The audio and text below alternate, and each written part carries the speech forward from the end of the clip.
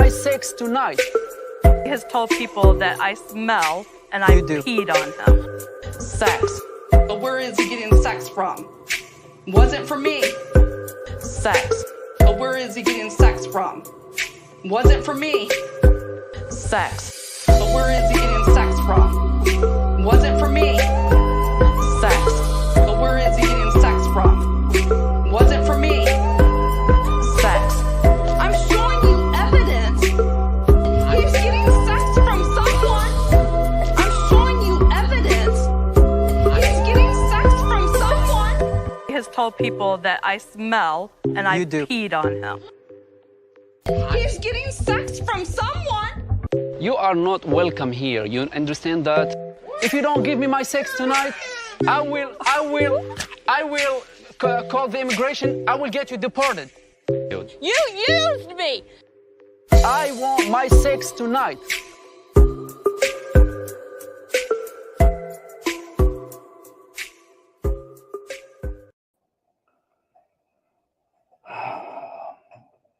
Hello, everybody. How you doing?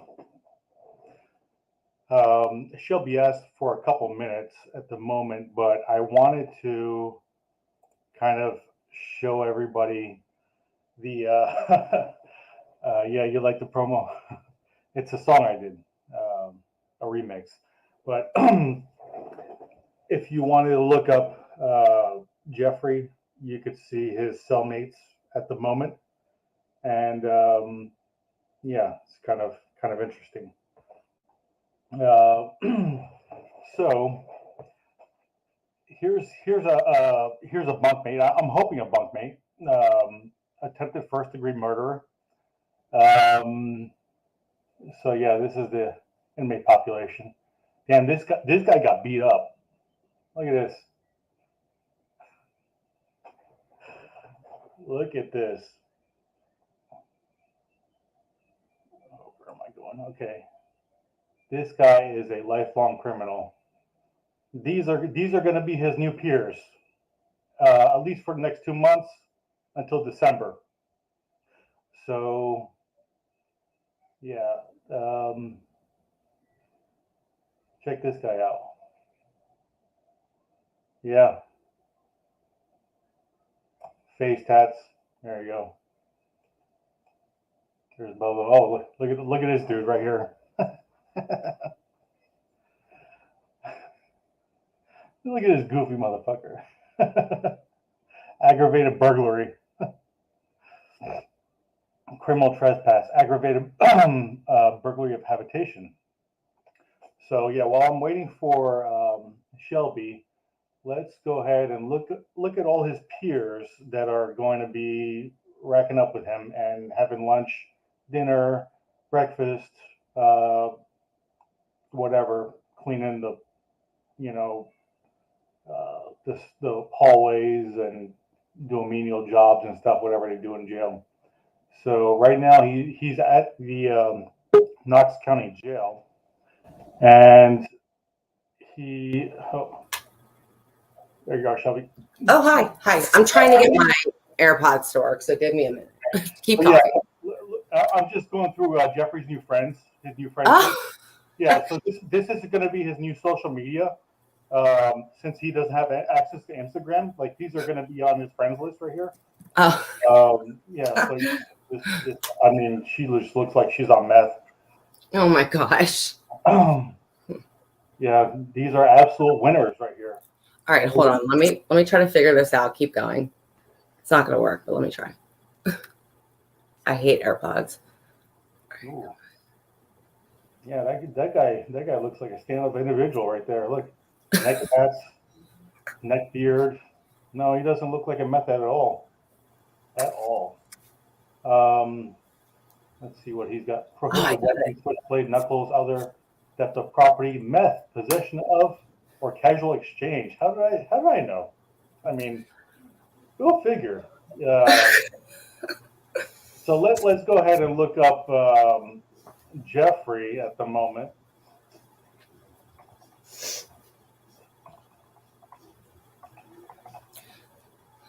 Hi everyone. Hi. Yeah, here's Shelby, you've most people already know who you are, but Mhm. now that you're not being threatened and you feel more comfortable speaking about all this, let's go through all of it, Okay, sure. including Jeffrey's bestest friend, Ashley, who wants to harass people outside of the courtroom, calling victims liars and shaming them. And her herself apparently had to flee to Texas for a week or two just to be safe or something. Am I right? No, I mean, here's the thing.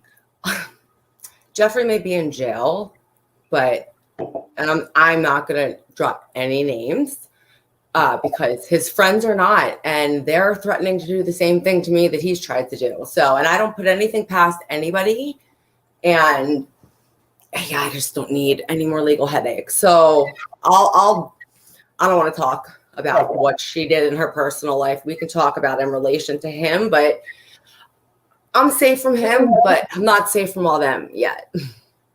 I see. Okay, so let's quickly just go over the trial. Okay. I know everybody wanted to do a recap of everything, and I just wrote my own notes, and I didn't want to go over it too much because everybody had went over it already. Sure. Whatever, that's fine. But what I found the most interesting was how when he took the stand the two times, that he had no idea or he didn't have any recollection of any details about the custody issue with his son and or relationship with Kristen and or any other female. So what struck me as odd is he knew every minute detail about a freaking squirrel and the well-being of a squirrel, but yet he couldn't recall the details of something as important as a custody hearing and deposition that he took back in, it was like May and January before that. So, that's a number one sign of a liar is somebody, or maybe it's not a lie if it's not told, I guess. He knows the deal. Like if he says that he doesn't remember it, then he's not technically lying. Maybe because I mean, the defense strategy that he used was pretty textbook, in my opinion. From the moment, let's talk about like when he got up on the stand in front of the jury. Like I know he got up on the stand during the proffer of the text messages, but when he got up on the stand when the jury came back and it was his actual testimony,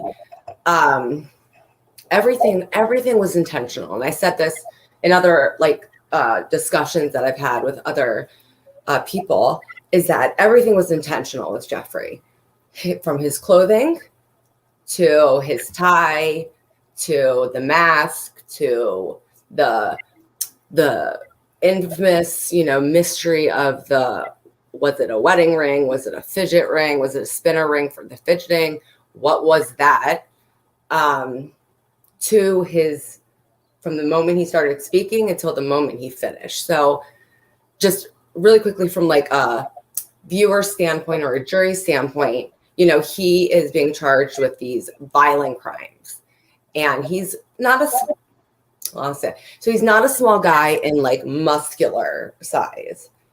He's short, but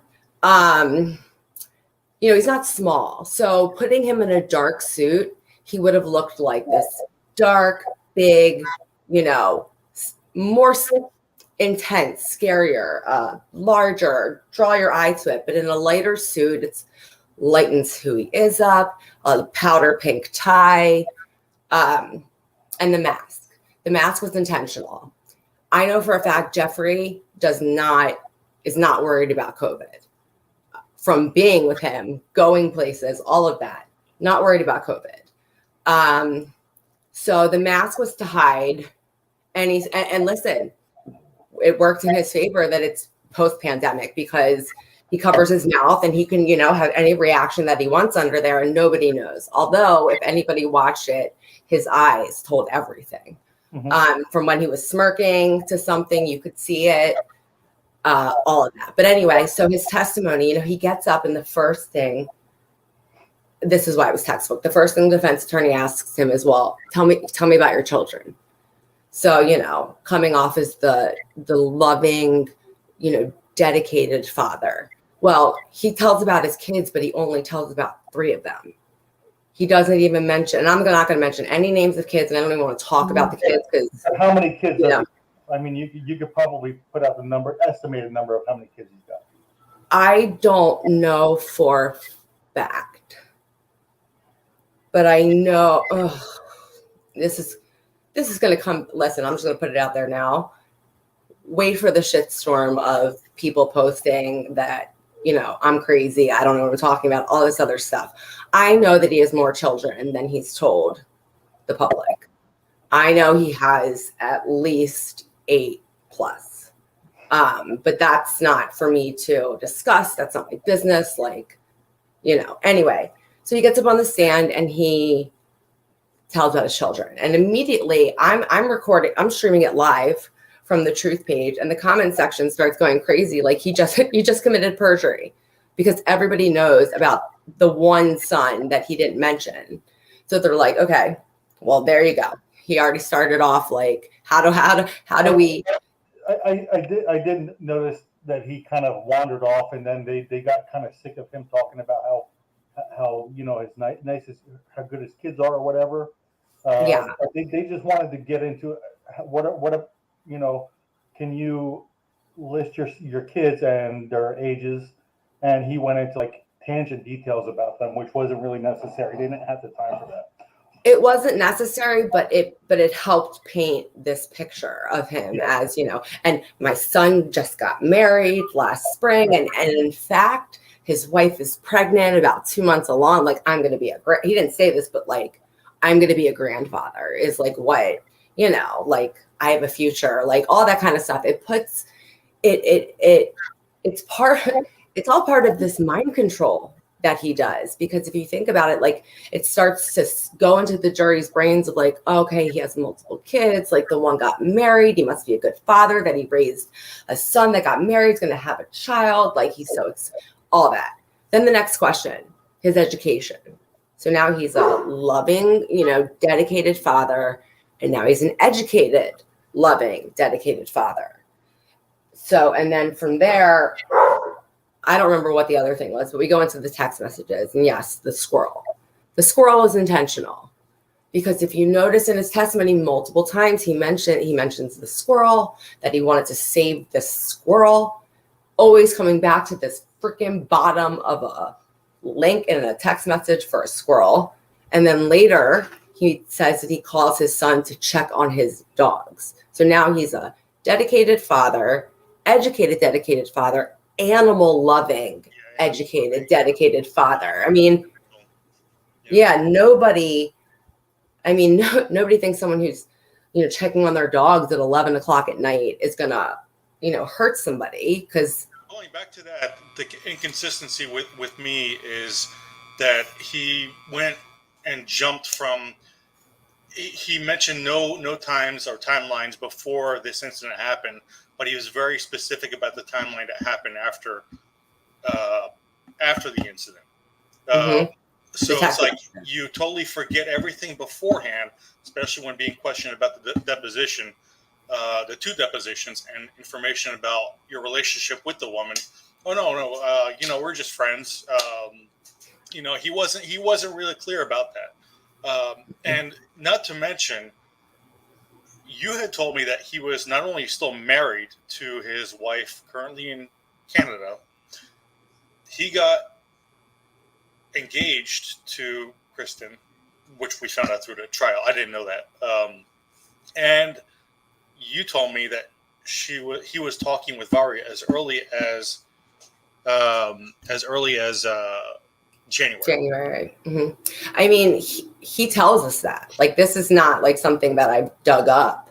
It's just from being with him for a year, we've had conversations. He told me things. I paid heavy attention to whatever he did on social media. So I know these things because I've just paid attention. Like anybody can go back and look at his Instagrams or his YouTubes or anything like that and find all this information. So anyway, in the show, he tells us that he was speaking to Varya for 5 months before he went to Russia. He went to Russia mid-July. So mid-July, 5 months back puts us in January, right? No, February. Sorry. So not good at math. But anyway, February, whatever. We know from the trial now, which I knew this before the trial, but we knew from the trial that he was with Kristen during that time. We also know from the trial that he asked Kristen to marry him, and they had been engaged, I think by the time of the incident, she said for like around 3 months. So that puts us in March. So now we have meeting and starting a relationship with Varya in February while dating Kristen, while married to his fourth wife. Mm-hmm. Then he asked Kristen to marry him during all of this. Then June 9th, the assault happens. And then I believe it was like somewhere in the week of like July 16th, he goes to Russia to film. So that's the timeline of the last 6 months, including the assault and then going to Russia. Now, one of the biggest questions a lot of people have had recently is that how was he able to actually go to Russia? Well, I told everybody. Well, at the time, the DA hadn't picked up any felony charges. It was still misdemeanor at the time. And even still, he had been approved and was ready to go by the time the assault happened. You have to remember that it's a couple month process. My next question also. Mm-hmm. Now, did you actually talk with Kristen? And was Kristen aware of him trying to be on a show while she was with him? She had no idea the entire time. Nope. So she's and she'll be able to, I don't want to speak for her. In December, after the hearing, she'll be able to like answer all these questions directly with me. But no, she was absolutely not aware.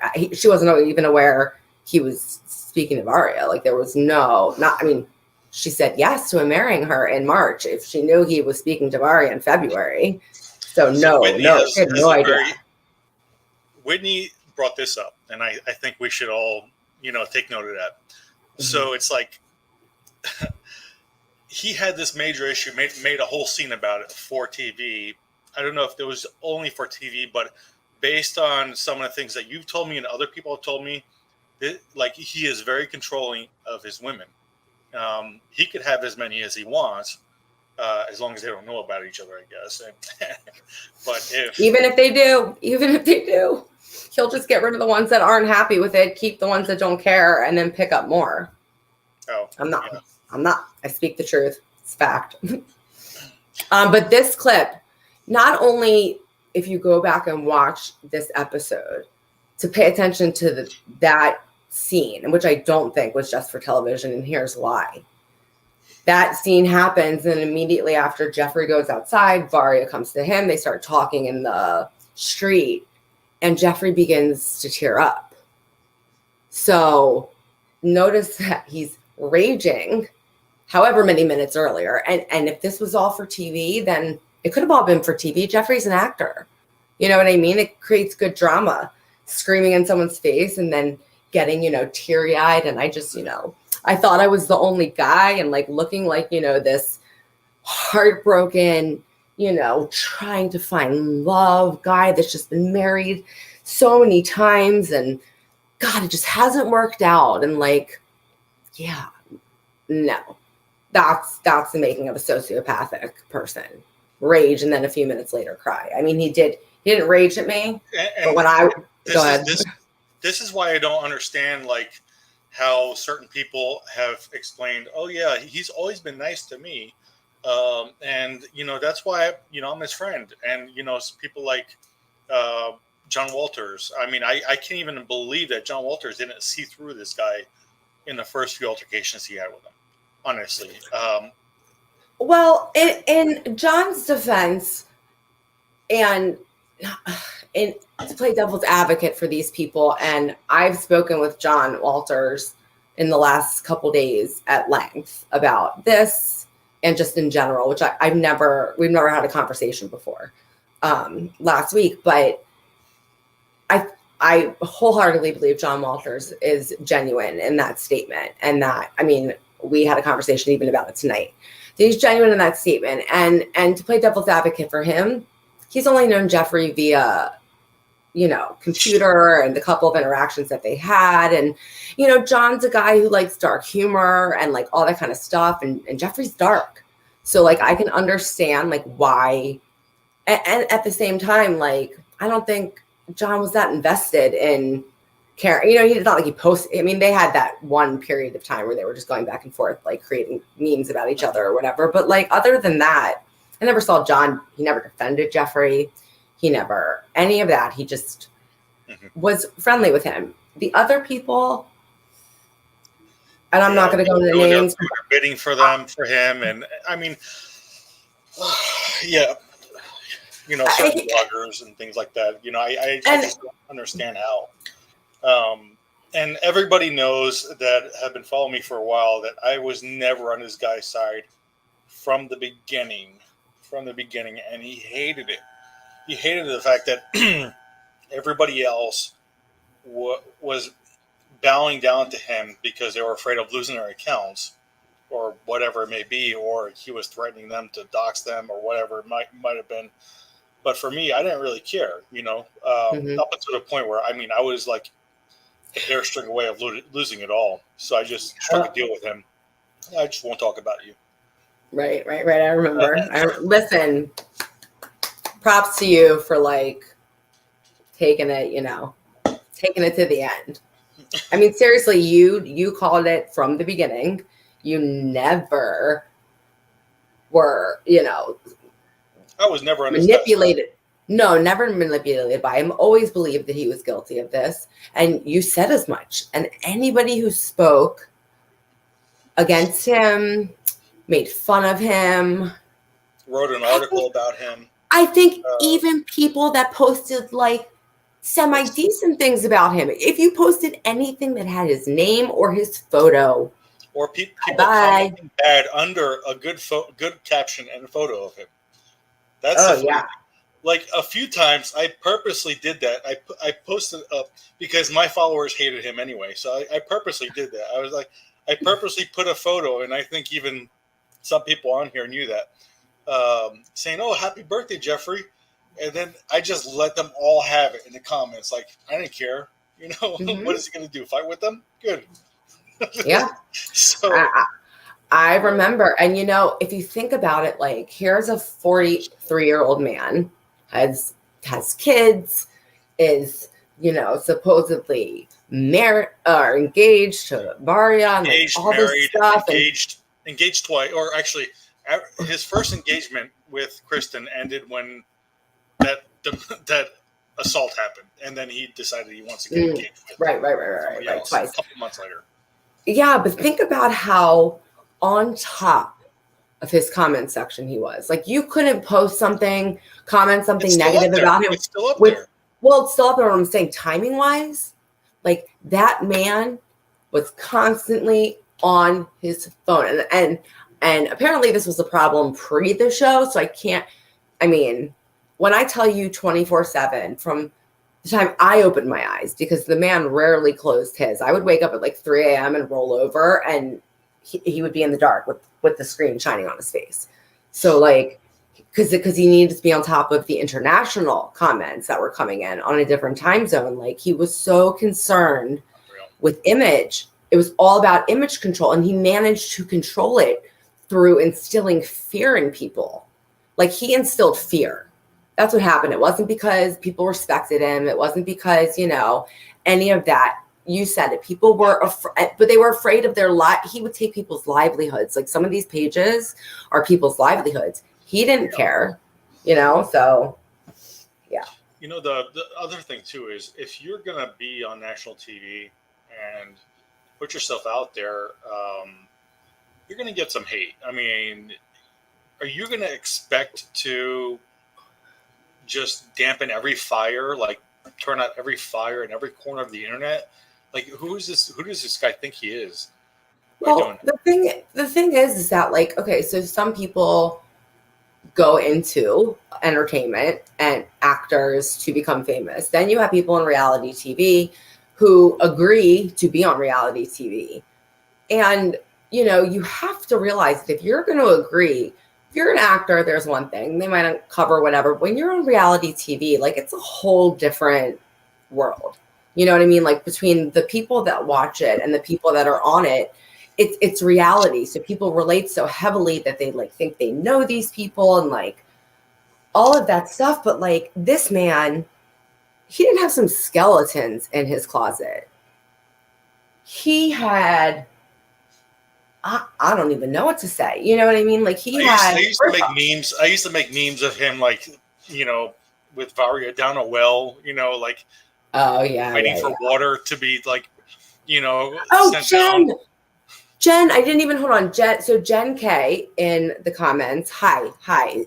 She can verify that I'm not a stalker. So Jen K is his son's wife's mother. Hi, Jen. Her daughter is just the sweetest. But so when we were watching the trial, just a quick side note, I was streaming it and I was also watching on the YouTube, and the YouTube chat section was just wild, unlike anything I probably ever witness, but it was crazy. And I was in there and like there was a lot of his still loyal followers in there, and they were in there still saying, you know, like, this is she's lying, the text messages are real. And then when I got in there, they were under like alternate accounts, and, you know, they started calling me stalker, this, that, and the other, whatever. And so I see Jen, and then so I ask her to grab her daughter and bring her daughter into the chat to verify that I'm not a stalker and she's met me before. So if she's met me, clearly I was with Geoffrey. So anyway, side note, hi Jen. I hope that, listen, at the end of the day, like, who I am is minute in comparison to what Kirsten has gone through and his kids, you know what I mean, are going through. Like, it's awful what his children are going through, like that. Yeah, you know, especially the younger ones. Like the older ones, I think they could fend for themselves. One of them like got married pretty young, so I mean, he's pretty mature if he's going to do that, I guess. And great guy. But you know, the dad's not that great. I mean, to me, he's a dirtbag. I mean, to them, that's their dad. I mean, somebody's dad is somebody else's dirtbag, right? And somebody's dad is somebody else's, you know, assaulter and kidnapper, and it's that's like, just something that they have to live with. I mean, I said it the other day, like, no, in this situation, like, no one wins. Like, yes, Brittany got justice, and that's a victory, and that's been a victory for women and men that are domestic abuse survivors and currently in domestic abuse relationships. It has been their victory as well, and their symbol of hope, honestly. I mean, that truth page, like, between the first day of the trial and today, it has gained, and it's not about followers, but it's about the statistics. So it's gained, like, I had 800, 900 followers, and now there's like 2,200, and 95%, because you can look in the insights, it's 95% women in there. And I have gotten so many messages in the DMs from, it's all been women, and not to say that men do not suffer from domestic violence, they do. But it's been all women, and so many women that are saying, you know, I, you know, was in a domestic violence relationship however long ago, you know, so many, like, it happens all the time, and like far too often for how we talk about it. And, you know, the kids, like, I understand, you know what I mean? Like, if it was my parent, my father, and my father, when I was younger, was not there. Yeah, I mean, my father wasn't there. He was using drugs and My mom kept him from us. And I mean, he's my best friend now, and he's been clean for many, many, many years. But like, if he hadn't and done something like, that's my dad, but he's my father, but who he is as a person is not, it can be different. And the truth with Geoffrey is like, do I know that he loved his boys, his children? Yes. I believe that he did, to the amount that he's capable of loving anybody else. And I don't say that. His kids often. I mean, he used to put them on video, and I think that's one of the things that he was proud of is his kids. Absolutely, absolutely, and they are stand-up, successful, smart, respectful kids. I've met 3 of them, and they are so nice and so sweet and smart and accomplished and all of that. So his boys, his kids have turned out well. So Can you answer the question real quick? Sure. Oh, about this. Yeah. I don't know. So I believe they reached out to him initially and asked, like, they knew about it, you know what I mean? Because it's on the radar. He's on a TV show. He's reality TV personality. I won't even say star. But they reached out to him, but he said, yeah, okay. He's the one who contacted the people at Sharp Entertainment to make sure that was okay to do. And then he asked the attorneys, and I believe his attorneys advised him, like, bad idea. Like, I think anybody with a brain would have advised him of that. But he kept fostering the idea. Let's put it that way. Like, he got it pushed through. He got it done. All of that. It was not court TV. It wasn't like against his knowledge or against his will. It was against Kristen's. Kristen didn't get a say, which I think is royally effed. They didn't ask her if it was okay, and she's the victim. And here you have her get up on the stand, and not only was it TV, she's not used to that. He's used to national TV. Yeah, this was a performance for him. Like, don't. Oh yeah, he knew. Don't get it twisted. Look, I think the fact that he brought Court TV into this to make a spectacle was another tactic for intimidation. Honestly. Oh, absolutely. It was meant to maybe beat her down up until the point of the trial, and maybe and hoping that when she took the stand, that she cowered to every question that was asked of her by his attorney. Sure, or not even that. So Geoffrey's used to being in front of the cameras, and he's used to being on ID justice shows. So being in a courtroom with a camera in there is like, that's what he does. But for Kristen, not only does she have to get up on the stand and testify in the face of her abuser after this, forget cameras. That's hard enough in and of itself that so many people don't. I say don't do it, but don't do it out of. Can you hear me still? Okay. Yeah. Don't do it because it's terrifying. You know what I mean? Think about just people that walk in the grocery store and their abuser, they see them like a couple aisles down. Like, it's horrifying. I've been there. But to have to get up in a courtroom and speak the truth and say, do you recognize the defendant in the courtroom today? Yes. Can you point who he is and point to that person, and then tell the truth, which is that this person brutally beat you, knowing that person's going to get up and say, nah, they did it. But then you add cameras, and then you have the knowledge that not only is it being broadcast nationwide, it's being broadcast worldwide. It was broadcast worldwide. And you know what? The fact that she stood up there. There you go. Hold on. Jen just in the comments. That's the number that I know as well. And we've never spoken about this. So if I know that number and she knows that number. That's bizarre. Yeah, that's how you could only fathom that the only reason why he's had that many kids and only acknowledges a certain amount on TV. He's got these other women intimidated to the point that they don't want to speak up and say anything. You know? Well, no. Let me say this. Not, and I mean, Jen is accurate because I've looked into this and I'm pretty sure I tallied up that many.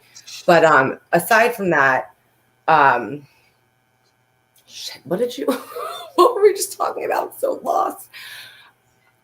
What were you talking about? No, about the previous mothers. Oh, no. Some of them, some have ran for their lives with their children, rightfully so, and are afraid of him. Not afraid of him in the sense that they're afraid and cowering down, because these women that have escaped from him with their children, they are not cowering down. They are standing up to him, and these are the women that have open cases with him, court cases with him for custody, for stripping him of his parental rights.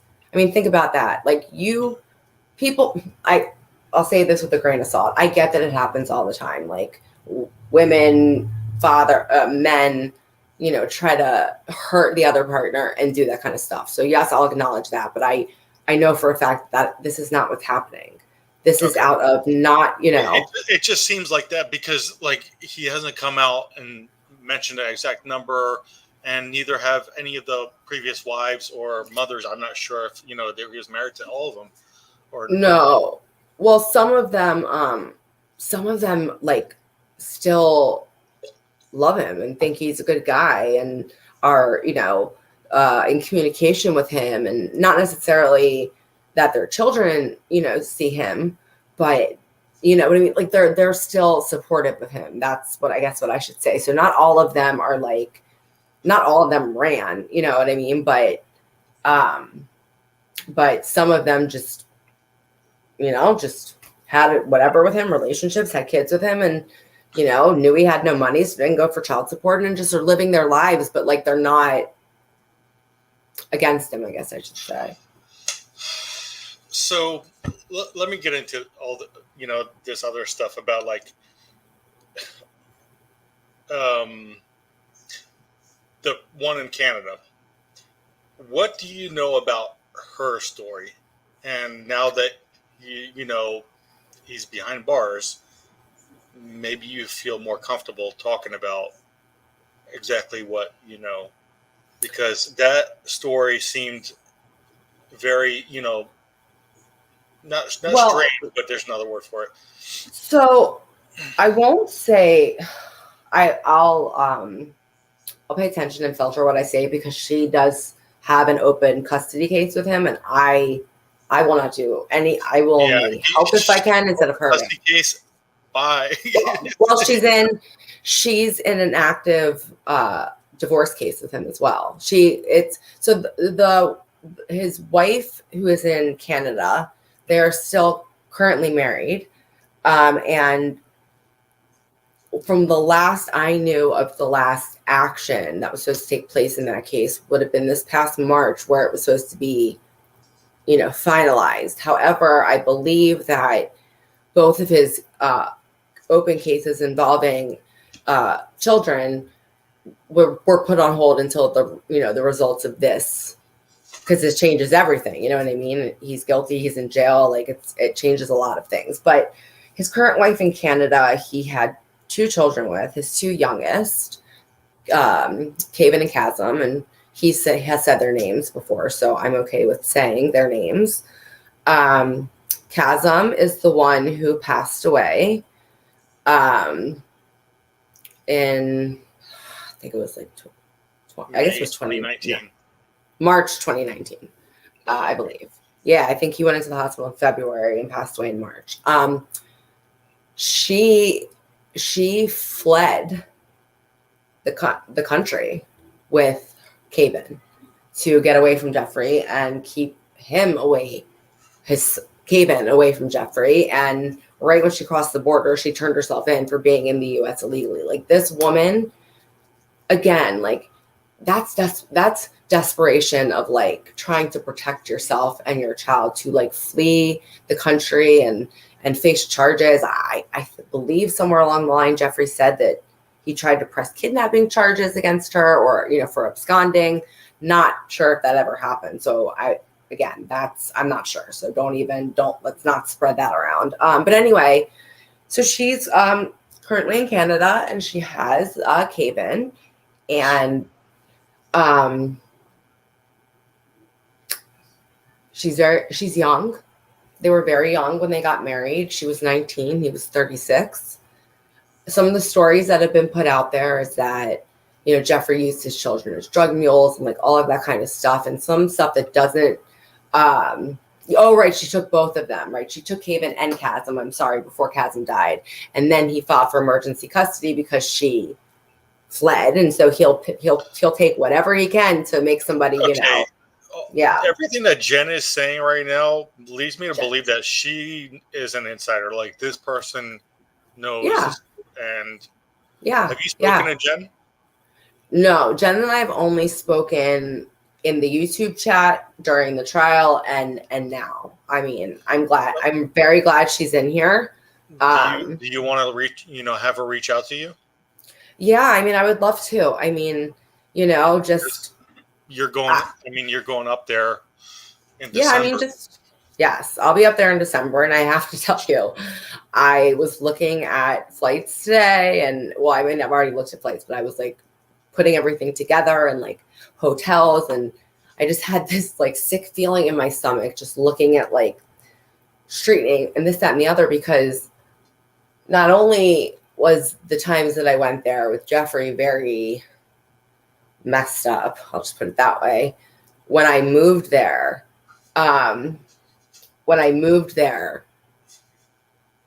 he was in his end. Oh yeah, yep. I know that as well. I know who you're talking about. I know that as well to be true.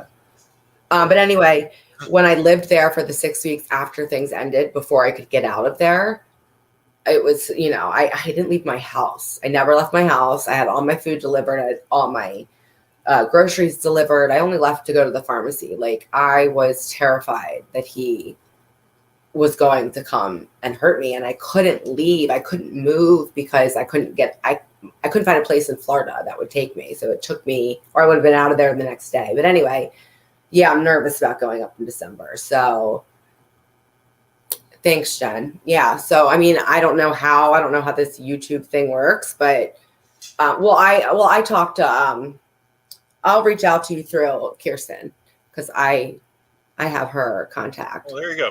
So I hope you guys can link up then. Yeah.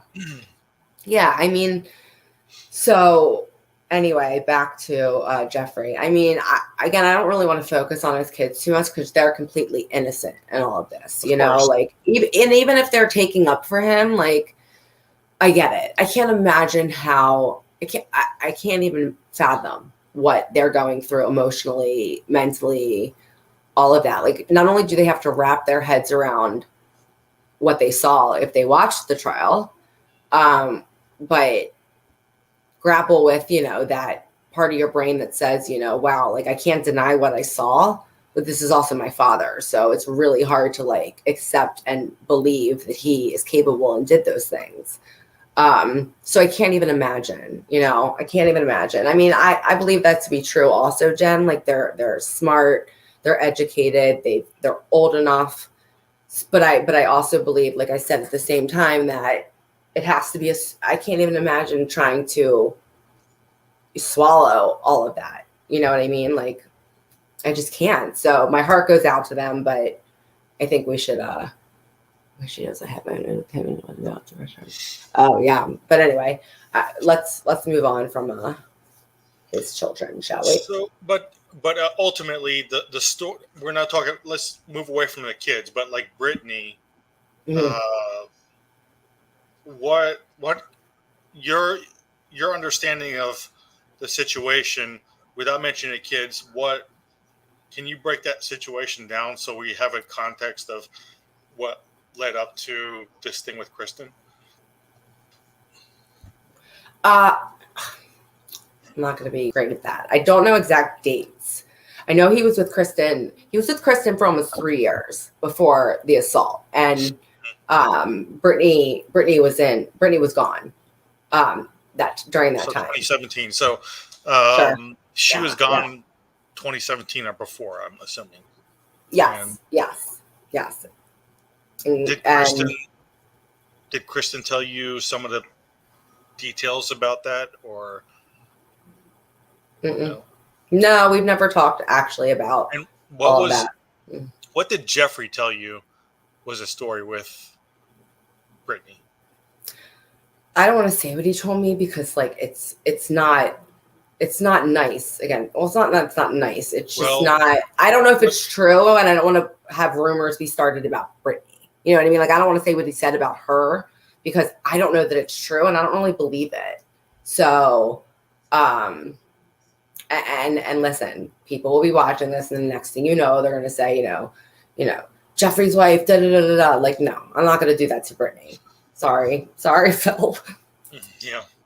When everything's over with them, maybe Brittany will want to speak her side or speak the truth, and but for now, Brittany's name is very clear. You know what I mean? And I don't want to taint it with his bullshit lies that he definitely probably told me. I mean, the only things that we know about that relationship is that Kazan passed away. We don't know why.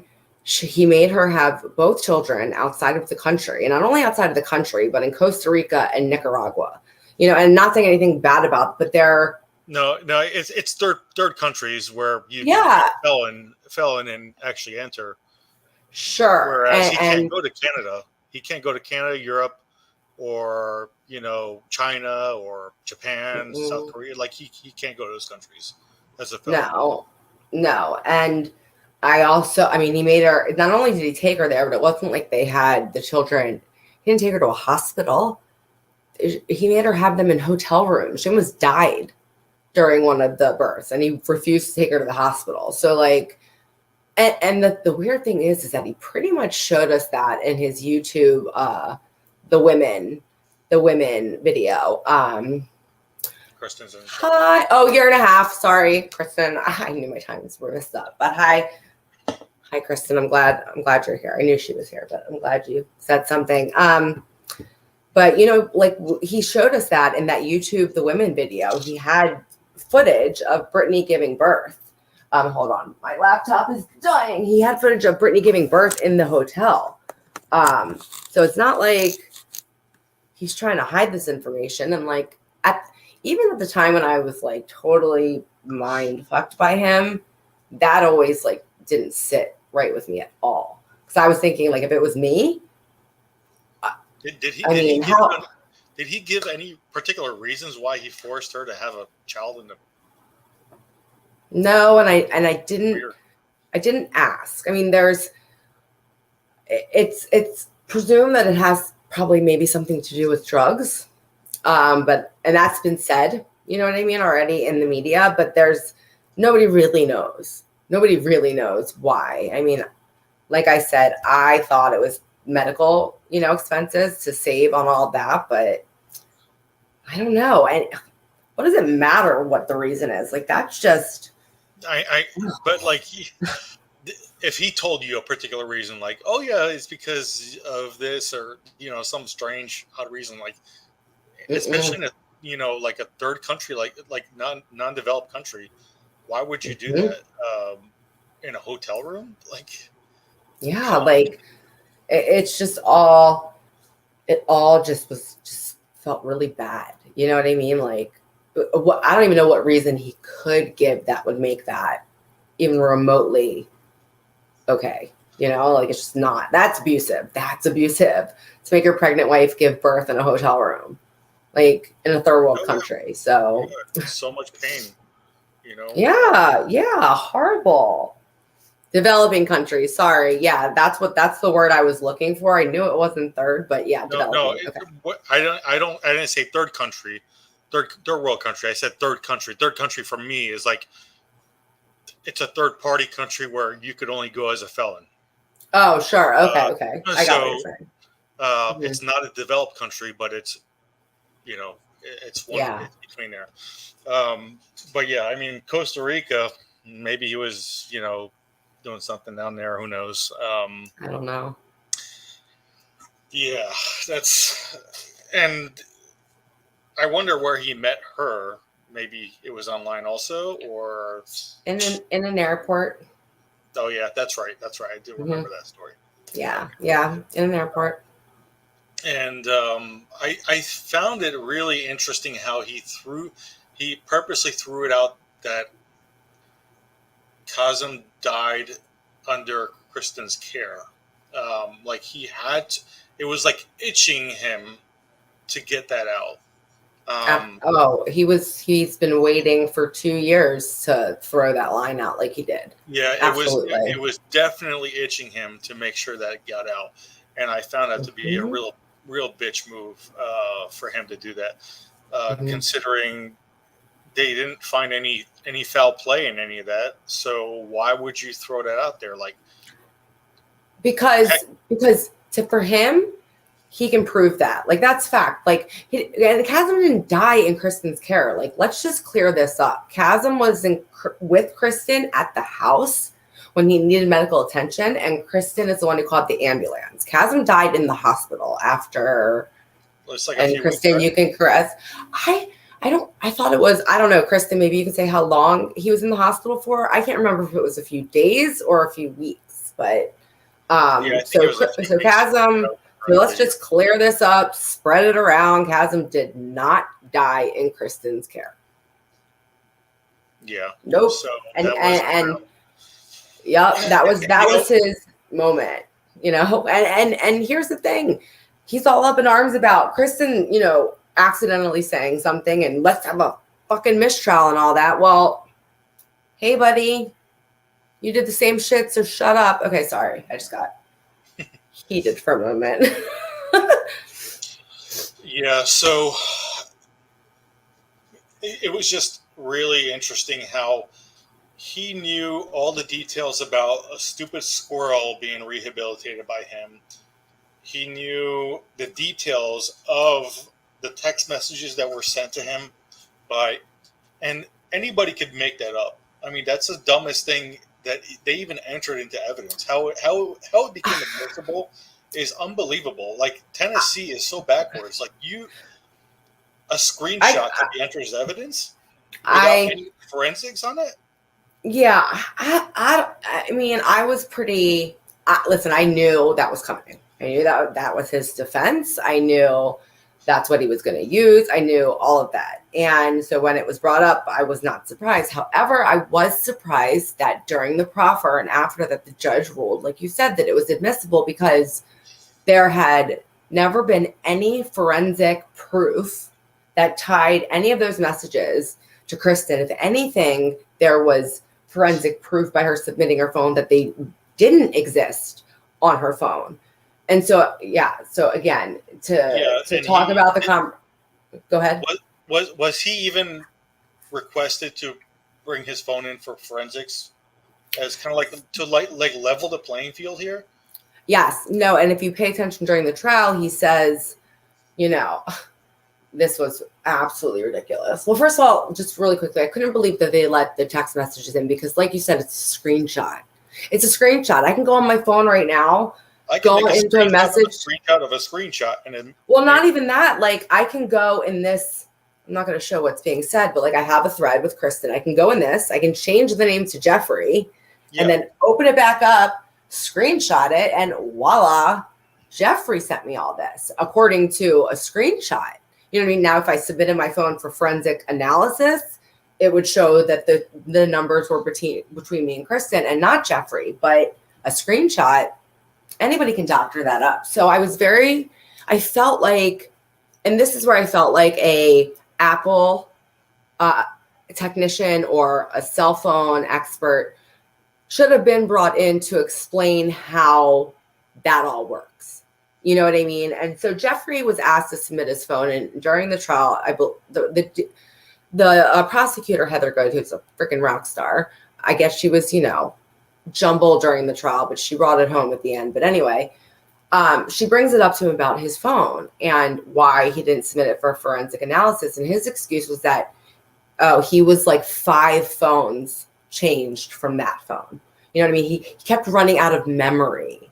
So that's why he deleted threads, and that's why he needed new phones, was to bump up his memory. Well, I don't know when Apple increased iCloud storage to 1 terabyte, but that's what I have. So like this phone, we can go forever. I have 16,000 photos in here. You know what I mean? And my iCloud's not full. But so that's where I felt like because they were asking Geoffrey about, you know, how did you take the screenshot? Well, I pushed the home button and the side button at the same time. Like, okay, we all know how to use an iPhone. Like, obviously, Tennessee is a prime example of how some of these states are so backwards, or the threshold is so low for evidence that it's frightening. Sure.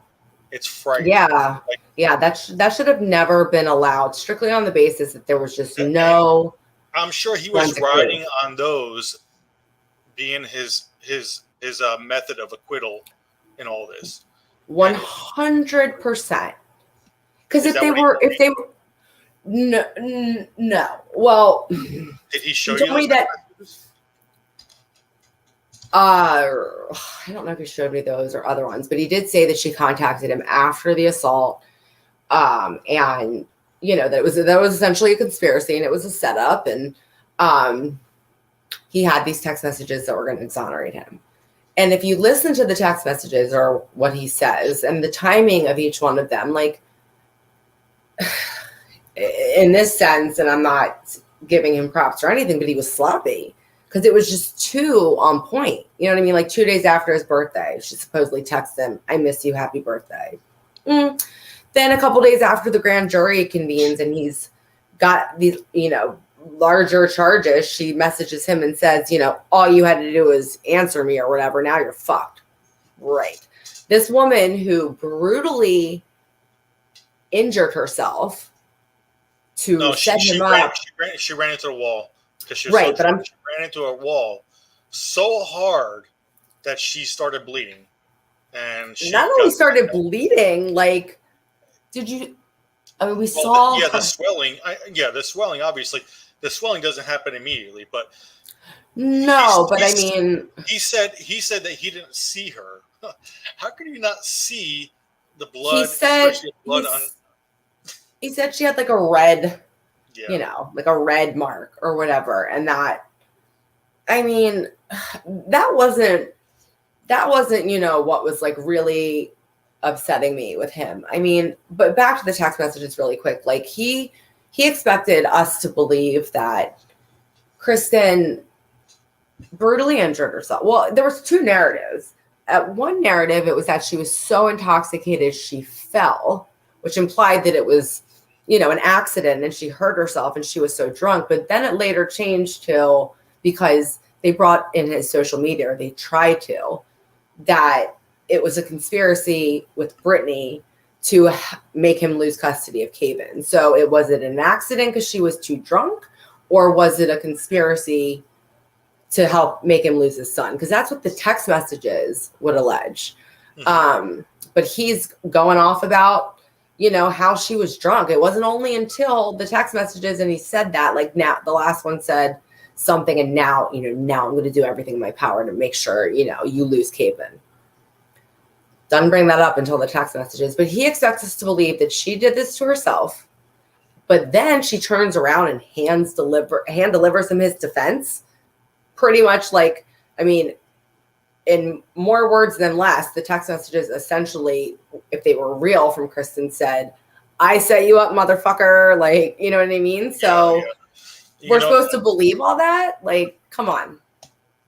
You know, I think the other thing too is after realizing that the DA was going full force on him, that's when he started doing those things. And, yes. And you know what? Like the DA. When you're facing a simple misdemeanor like domestic violence, you know, and you're able to leave the country over it, and, you know, maybe it's not so bad, but then after realizing that, you know, they were going to throw the book at him for everything, I think it's a whole different story, you know. Sure. And if you paid attention, they said the prosecutor, Heather, stated that those text messages weren't even brought up by him until they were just brought up in like the spring of 2020 to be brought in, as evidence. So Is that what she said? I didn't catch yeah, that. she said that because during the proffer, she said like we didn't even see these text messages were anything or existed until it was like over a year later after like everything had began. All of a sudden, oh, wait a minute. I have these text messages that completely say that she set me up. Let me get them. Let me push the home button and the side button real quick. Stand by. You know what I mean? So I mean, we at home were paying attention to all that. If, anybody I'm willing to bet also that he probably just used an app, one of those apps that you could fake text messages. Well, I'm not going to say anything about what I know about his phone use because it's not, I say this lightly, it's not over yet. It's not over yet, so I don't want to say anything that could screw anything up. Sentencing's not over yet. However. Well, no, he can still appeal. It's not his time period to appeal is not over. And listen, he would have grounds for an appeal. Sure. Yeah, I mean, he'll have grounds for an appeal based off that topic of the potential mistrial. So that's what he'll use is that, it was whatever the, legal jargon is for that. So it's not over yet. So I don't want to comment on all what I know to be the truth about certain things about him until that's done, if you understand what I'm saying. You know what I mean? Like, yeah. So it has me scared too, Jen. It has all of us scared. But if I were to make a bet that he just used one of those applications and had sent text messages to himself, and I had this feeling also that he manipulated like certain copyright things to get bloggers' pages taken down because I used to do it for him. My email's filled with responses from YouTube to copyright strikes. He used to send them to me, and he used to have. Well, I shouldn't say he didn't have a gun to my head. That was like my job for a while, was to sit at my computer and just fire off copyright strikes to all these different YouTubers. Like, oh God, I'm like disgusted with myself. Yeah, so. I'm thinking like there's another way that you could do a copyright strike, and it's to show that you have like a photo on your phone, and if you can show that you had a photo on your phone prior to a certain date, and they use that photo after, then that's what I don't know. I'm just kind of throwing that out there, and I'm trying to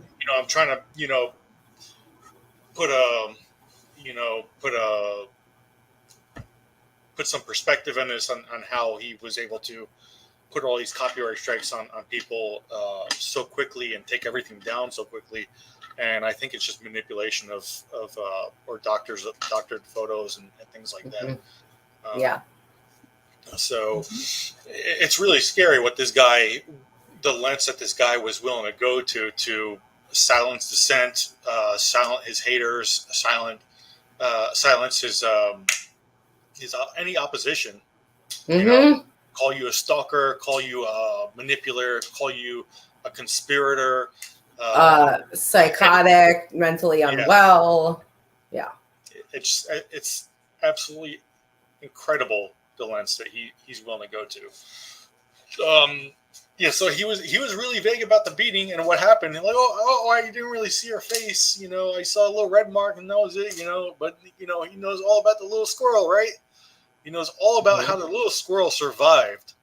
The squirrel and that he had a burger and fries for dinner. He didn't remember anything else, but he remembers the burger and fries and the squirrel. He knew exactly, the type of drink that Kristen was supposedly having, drinks, and who drove home, and some approximate times up until that point, and then after, like, you realize that everything is vague up until the point when they got back to the house, and then after he got arrested. Hold on, Jen. Someone in this chat. Come on, people. Enough. Like, seriously. And I'm stating that out loud. This is going to be on YouTube. Like, stop this shit. Okay. This is serious.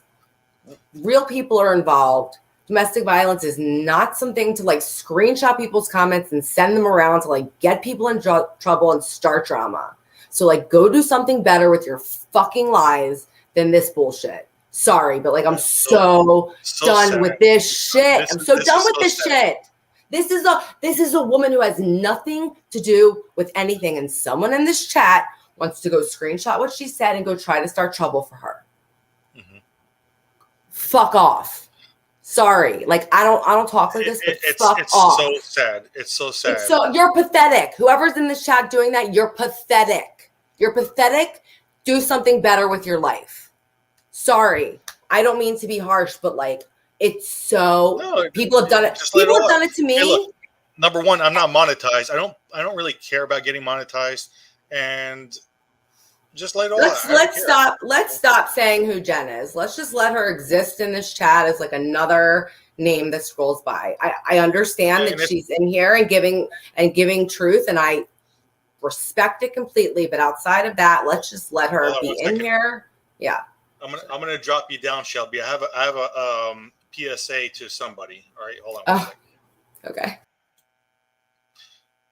To Ashley and Mary. Okay, and now I took Shelby off. You are two disgusting females that want to that deserve every karma coming to you by harassing a domestic violence survivor. Okay, and this is coming from me. I hope your kids see see how you reacted that day outside of the courtroom. And if it was on video, I hope Court TV puts it online, because that is absolutely disgusting and stupid. Oh, sorry. You put me in too soon. I was reacting. But yeah, I mean, anyway, so whoever's in this chat doing that, like it's 9 o'clock on a Tuesday night. I'm probably betting it's only a couple people. I mean, I'm pretty sure who I can probably deduce who it is, or the few people who it is. And like, I'll say to them too, if you think that doing that is helping whoever you're sending that to, you're very wrong.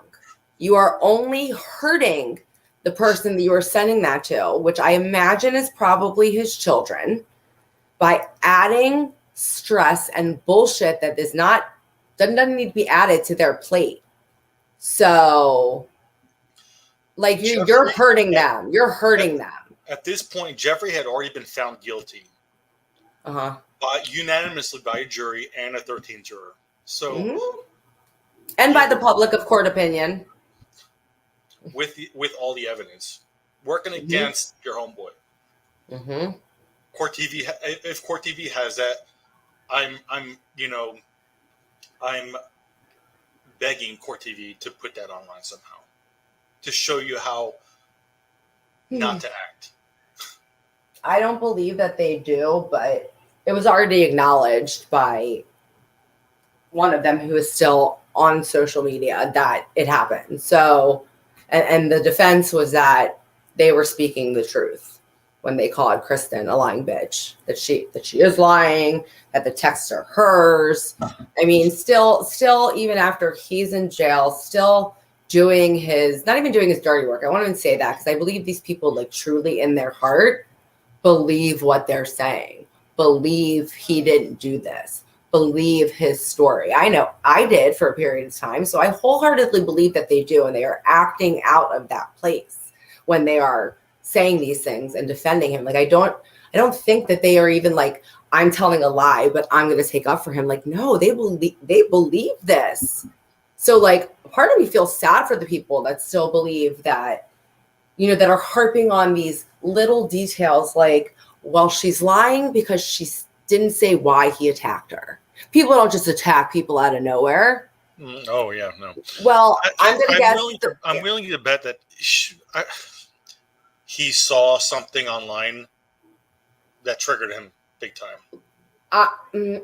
My theory, going off the timeline, is that he knew he was leaving for Russia a month later.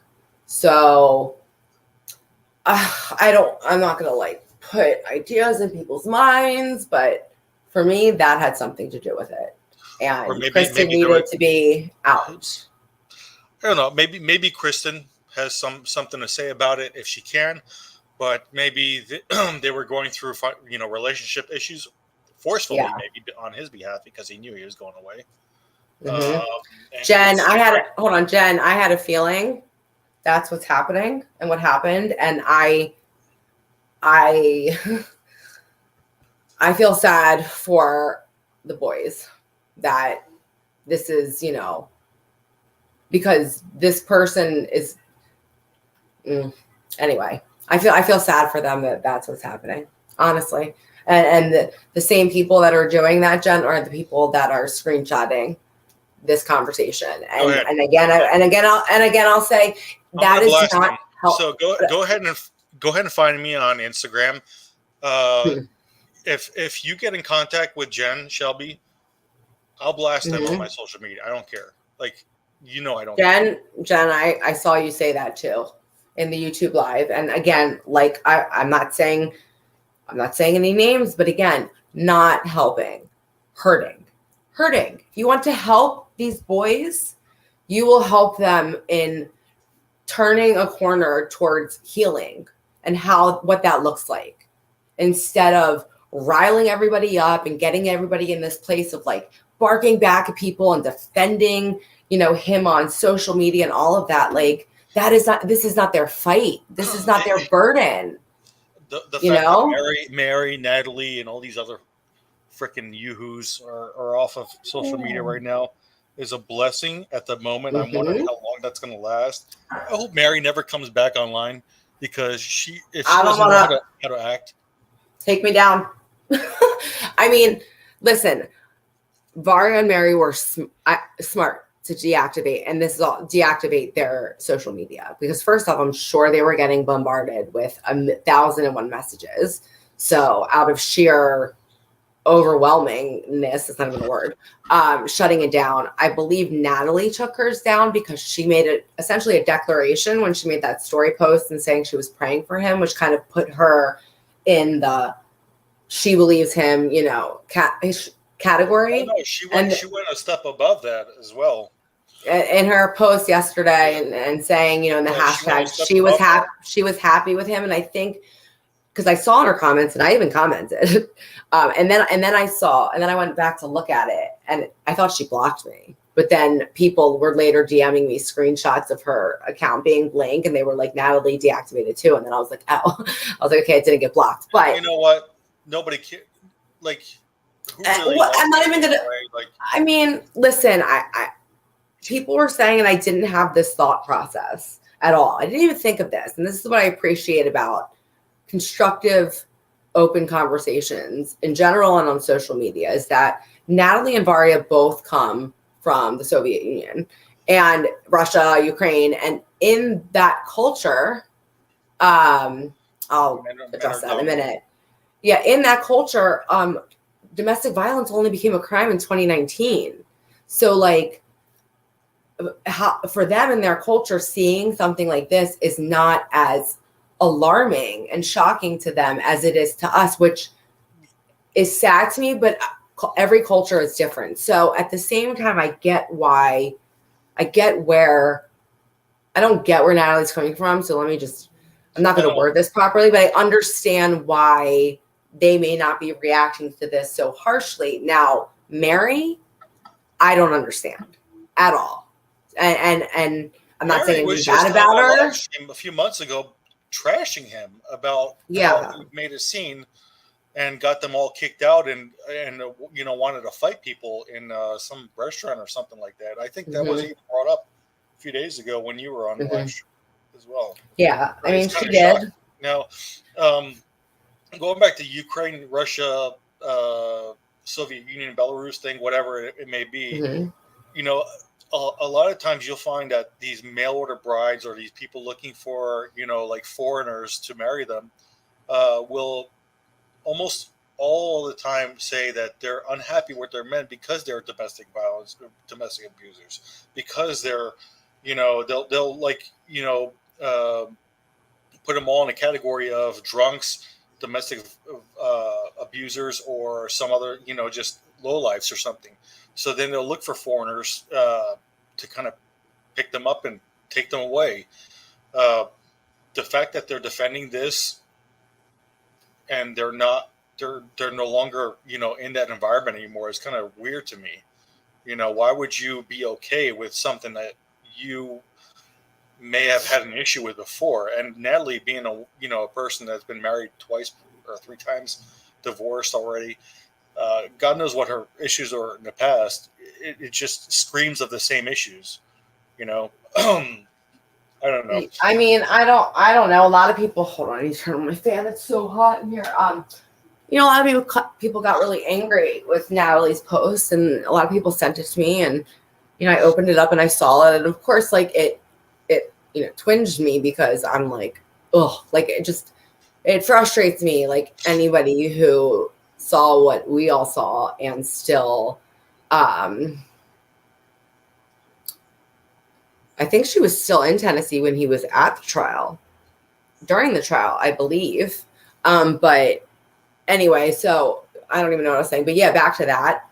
I had the same, not that she deactivated her Instagram because she saw Mary, but I had that thought process of wondering if Varya knew that Mary was going to be there. Like if he told her, because yes, Varya and Geoffrey are together. They've been together. Like, let's end that charade as well. And like, it's been shown like many times, like that picture of them at the, they bought a dog together. Well, no. But like, even after that, like a couple months ago, was it Taco Festival? Was that what it was, where they were pictured?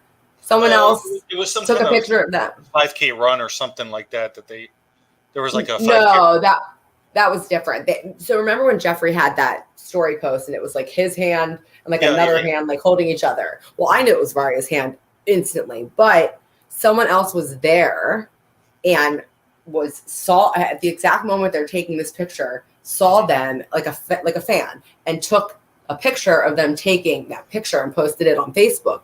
That made the rounds, and people were still going, "Are they together?" Maybe that was filmed. Maybe that was taken before. Even the picture that Natalie posted with Natalie and Geoffrey with his arm around Varya, everyone's like, "Well, wait. When did Varya meet Natalie? Wait." And it's like, no, people, go to the facts that you know. Varya was in Russia and Geoffrey went there in July. She popped over in November. She went back. Natalie, Varya's never been on the show before. Like, everyone's just trying to say, like, oh, they were friends. Like, even if they were friends, you gotta remember when Varya and Geoffrey met.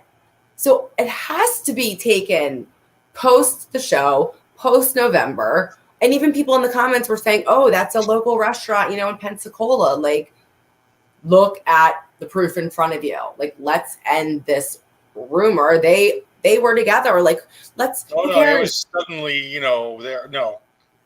I mean, who cares? They were together. Like, stop the mystery. You know what I mean? Like, stop the mystery. That's not the story here. The story here isn't about if Varya and Geoffrey. The story here is about Kristen. What happened to Kristen? But the wedding ring, all of that, I have no idea what that was. I had this really weird feeling that him and Varya got secretly married somewhere, and I don't think so.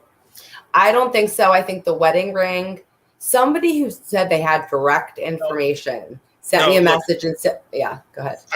Here's what I think. Just hear me out. Mm-hmm. You don't have to get married to the courts, but you can get married via a priest or something like that, and it's not legal. Sure. To kind of bind you together and, have something to go by. But, as far as I'm concerned, he's still not divorced from his wife in Canada. So he can't be legally married, but maybe he could be married spiritually. I don't know. That's just my thought. Listen, Geoffrey's not a spiritual guy who's like, listen, I just, want to have a ceremony because I love you so much. And like, weddings and ceremonies are so beautiful and it means so much to me. No. Yeah. We're talking about I think Russian woman, Russian Orthodox. I don't know. I'm just just throwing potentials out there. They were in Las Vegas recently together. it's possible she did, Anne. She wrote that in a Really? story or a post. Do you see what Anne just said? She wrote on Instagram, "I'm done," and then she deactivated. Well, But I mean, I don't know.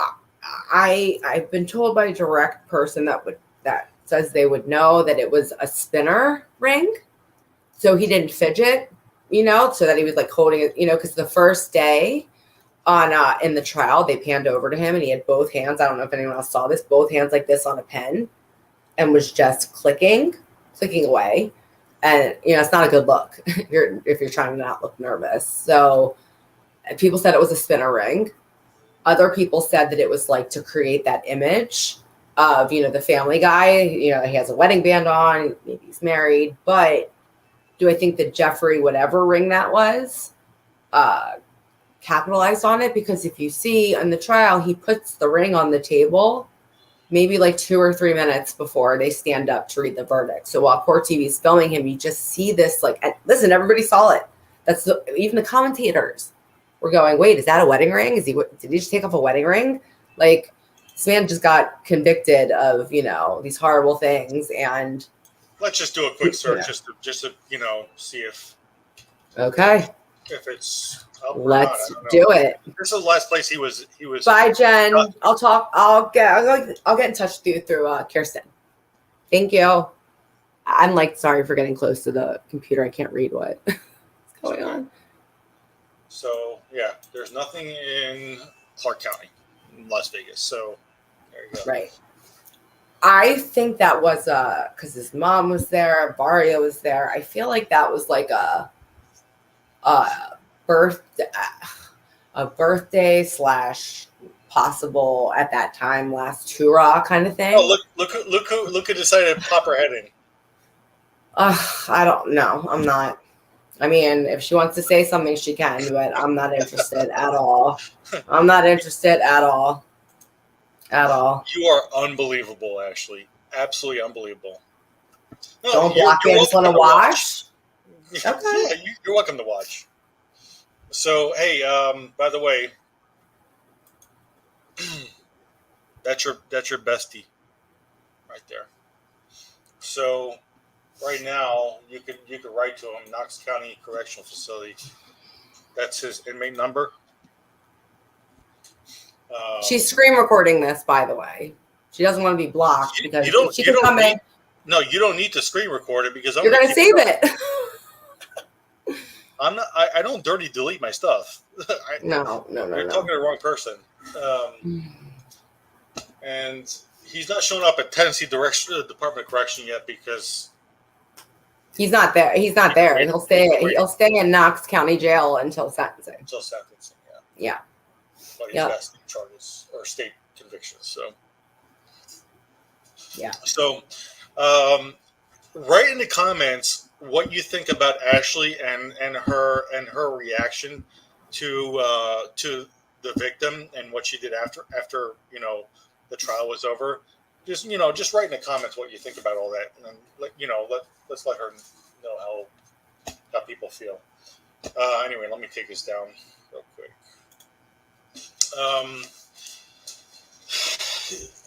I had my notes written down over here, and we kind of like went off into a lot of tangents. But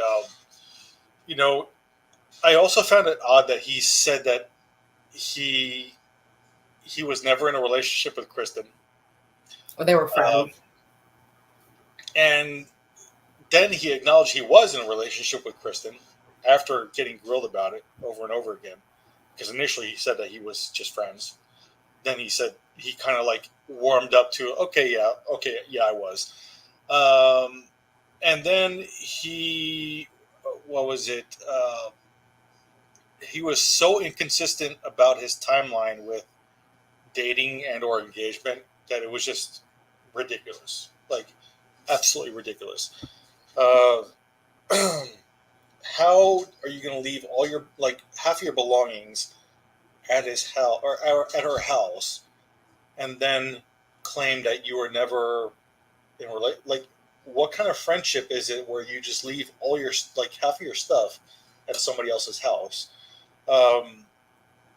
and obviously intimate with them, and she's also in here to try to catch me or trip me up with saying something that she'll take back to Geoffrey that he'll try to use, in an appeal. So that's why my lips are sealed on anything that like has anything to do with the trial, because I know why she's in here. She's not in here to just listen to us and for herself. She's in here to try to get me to say something that she can take to him to use. So, well, good luck, Geoffrey. You got that's like swimming up Schitt's Creek because you got no leg to stand on. Sorry, no leg to stand on. Yeah, the engagement ring too. He apparently bought Kristen an engagement ring, right? I don't think he ever said bought. I don't know. Or there was an engagement ring. Yes. Mm-hmm. So normally an engagement ring is a significant purchase. Like our rings cost several $1,000s. Mm-hmm. If you're going to get married, it tallies up. So how could you not remember such a significant purchase like that also, especially an engagement? I mean, I think we all know that his lapse in memory was not real. I'm just pointing out how ridiculous his inconsistencies were, because it just screams, I choose not to remember this because I don't want to incriminate myself. Well, it's a good defense. If you say, I don't know, I can't remember, I don't recall, they can't force you to say you know something. Yeah, but this text message was received while I was sitting in my kitchen at this exact time, and I received it from her phone because I know it's her phone, but I totally forgot exactly when I got engaged and what I told my current wife's attorney during a deposition about my child's custody. Mm-hmm. Absolutely. Selective recall. No sense. Mm-mm. Yeah, I mean, see right there. I mean, you might as well just plead the fifth, because if he pled the fifth, he probably would have stood a chance. Yeah, he might have actually had a chance, maybe a slight chance, but his ego is so far up his own ass that he had to make a spectacle out of it and prove that this woman was, in his mind, lying about everything, and it was all a ruse. But yeah, everybody saw through him. The jurors saw through him. Everybody watching saw through him. I saw through him from the day one. Like when I first saw how he was acting online and his demeanor and how he, was threatening people, it just screamed of, this guy is just guilty as F. So, yeah. Shelby, what do you have planned in December as far as your itinerary? I'm not going to get into too much detail because I don't really want anyone to know where I'll be, what I'm doing. But I will be going up to Tennessee. I won't say when. I'll be leaving Tennessee for sure. And while I'm there, I will be at the December 3rd sentencing hearing. And after that, I don't really know. So, yeah, but I'll be there for that. So let me see. If I were to pull up the GoFundMe over here for your trip, what is it under? Well, you can go to the truth page. Okay, it's in the bio. Yeah, I can't really. I don't know if I can go on bio right now. Let me check. It's got it's not. Well, you could search for it, but I don't think it's under the the title of the fundraiser. I can send it to you if you want it. I think. Actually, I'm gonna log into Instagram on PC here. Okay.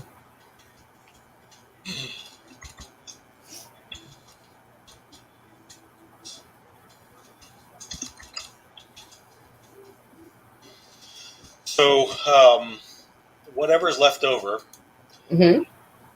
from your expenses are going to be donated to the domestic violence fund. So,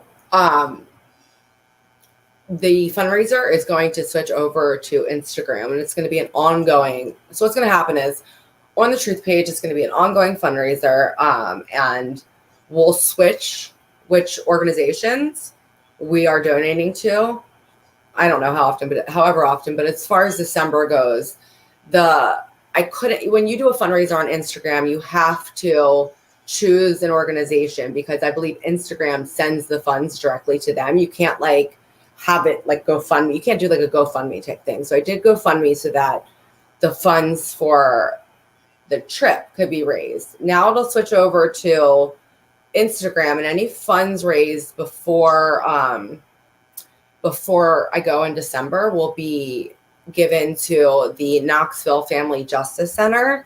They are a domestic violence organization, and they help families, women, whoever. They took Kristen's forensic photos. They helped her get an order of protection.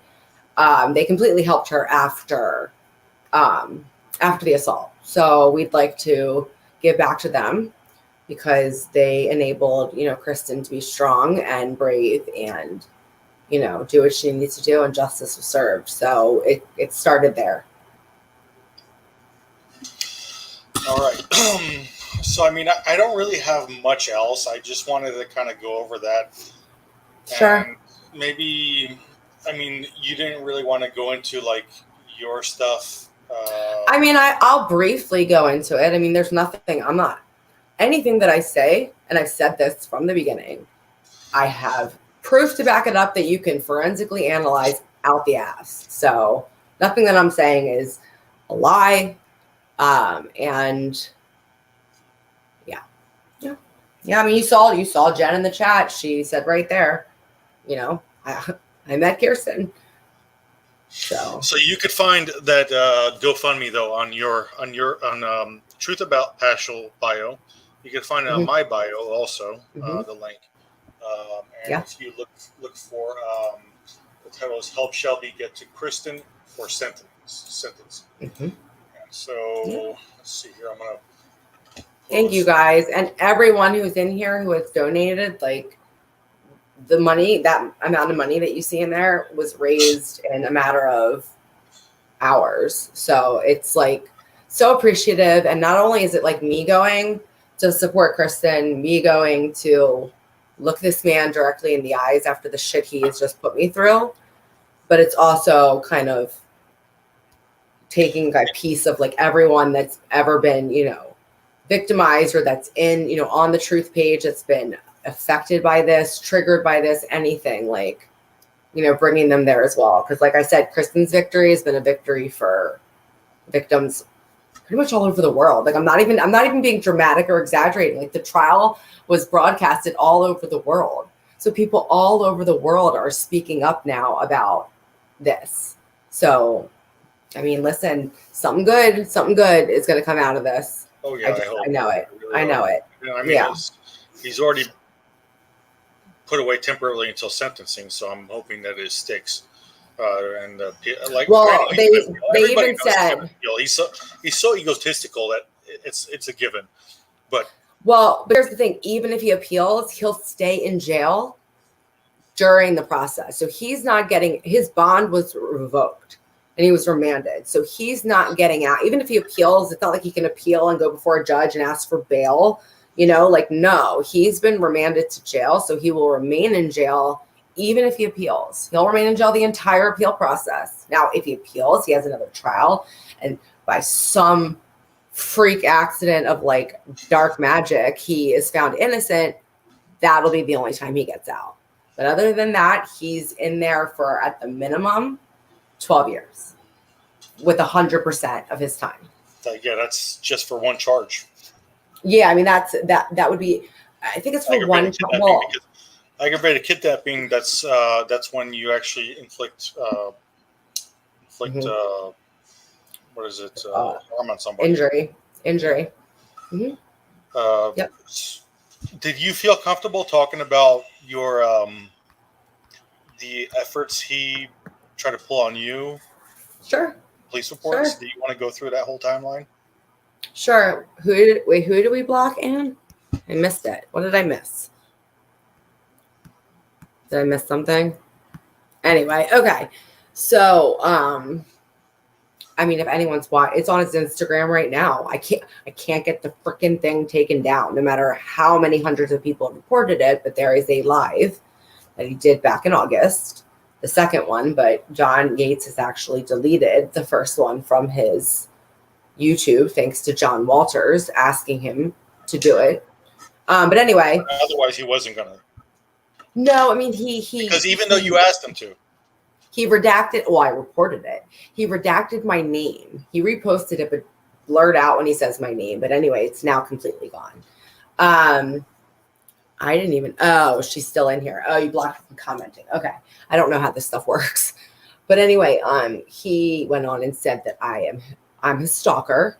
He doesn't know who I am. He's never met me.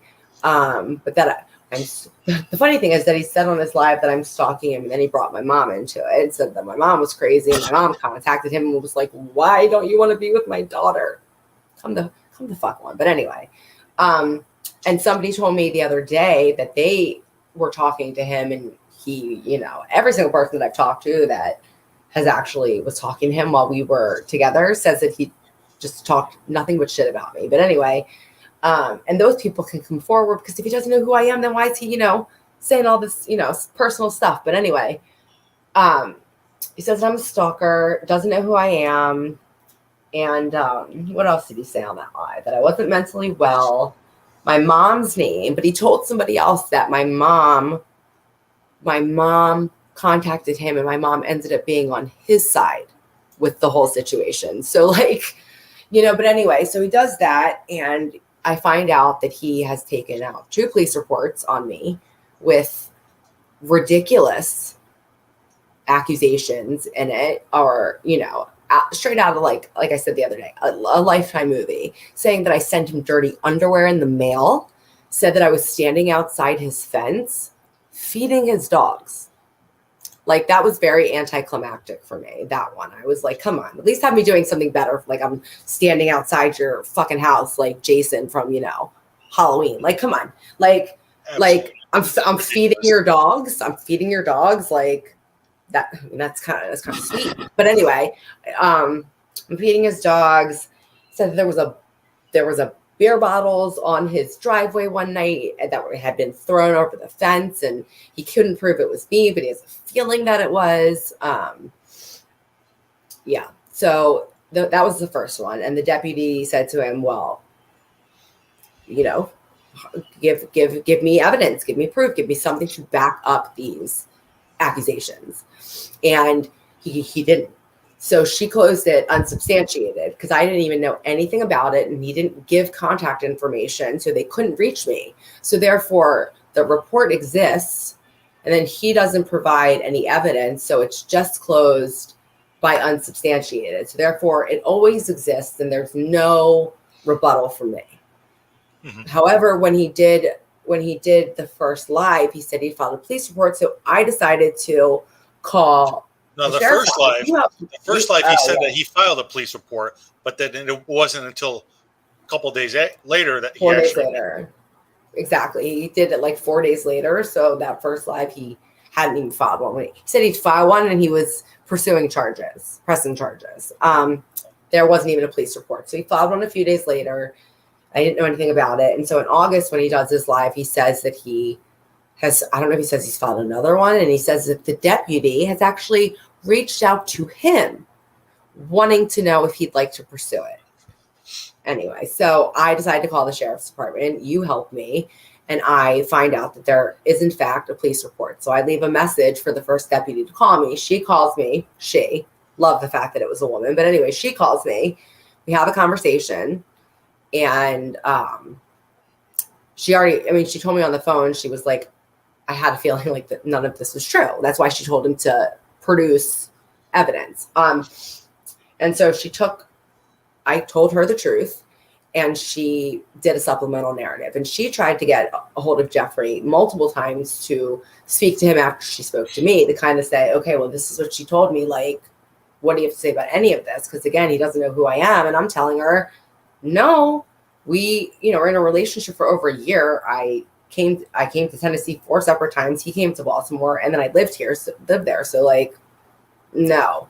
So then when that happened, she says to me, are you aware that there was a second report taken out? Because it was taken out 4 days before I spoke to her. And I was like, no. I said, can you tell me what that says? And so she wasn't able to at the time, but I emailed them and got that report as well. And so I left a message for that deputy to call me, and he called me. And what he told me was that Geoffrey went to the Justice Center in August after Minding Your Life, and he went to the magistrate and tried to get a restraining order. And the magistrate said, no, I'm not going to give you a restraining order on somebody that's not here to defend themselves. And I'm not going to give you a restraining order on someone that doesn't even live in the state.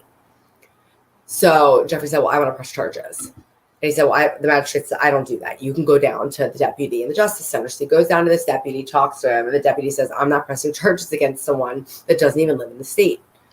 So Geoffrey says, I want to make a report. I want to make a report because I'm going to file for a restraining order. And Geoffrey says that he's going to go to the magistrate to file a restraining order. And the deputy leaves the desk and goes and talks to the magistrate. And the magistrate said, that's a lie. I just told him I'm not giving him one. So anyway, he tells this deputy as well that he doesn't know who I am.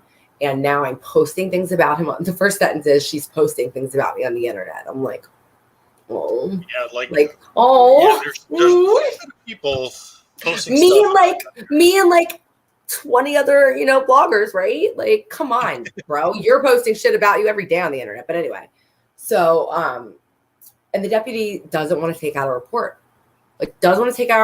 sees the first report. Again, these are like ridiculous claims. I mean, I filed a police report in Florida, and it was very hard to explain like what was happening, and for the sheriff to garner a jurisdiction on something that's happening in 2 separate states across the internet. So anyway, and the deputy says, well, were you in any sort of relationship with this woman? And he says, no. So the deputy reluctantly takes out the report. Then he sees that I've called, and he calls me, and we talk. I tell him the same exact thing I told the first deputy, the truth. And so this deputy is not happy. He's not happy. He says, I don't like being lied to. He said, I would have never taken out a report had I known you guys had been in any kind of relationship, even friends, anything at all. And this deputy was I have this deputy's personal cell phone number, extremely helpful, extremely upset that he was duped. And I explained to him what was happening, outside of that, and the internet and all that kind of stuff. And so this deputy calls Geoffrey a total of, he left 3 voicemails. Geoffrey hung up on him 2 other times. And I believe he tried to call him 3 other times with no voicemails. And Geoffrey never called him back. So he called me back after, this multiple attempts, and told me that was the case, and he was going to close the report with his supplemental narrative, and that there is a narrative that is not obtainable by the public.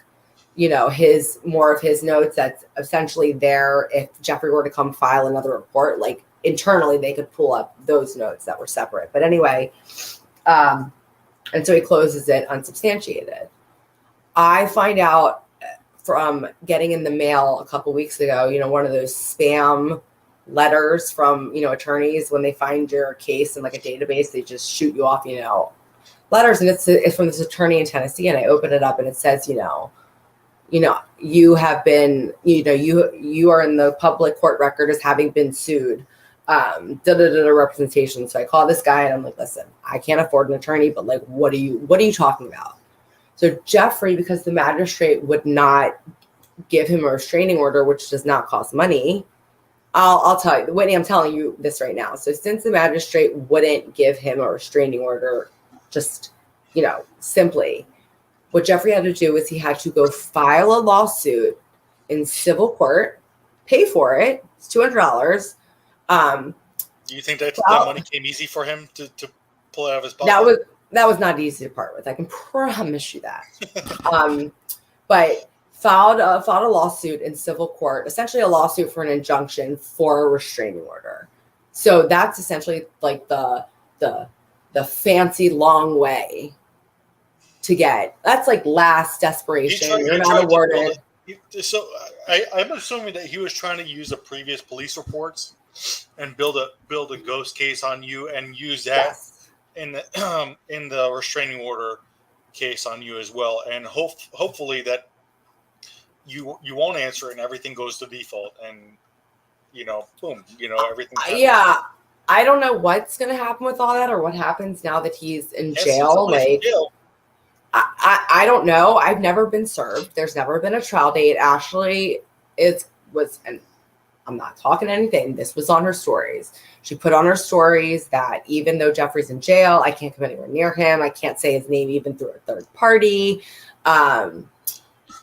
Jeffrey. They're right. Geoffrey Paschel. Wait, what does the attorney call him? Geoffrey.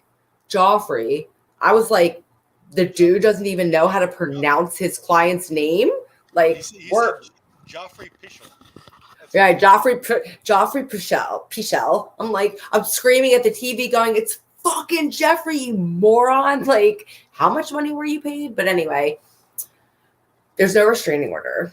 I've never been served. I got a notice on my door that said that I had something, at the post office that could be picked up in the state of Tennessee. And I was like, trash. I used to run my dad's private process serving company, which is summonses, subpoenas. So I know very well how that situation works. So he would have to pay now for me to be served if he wants me served.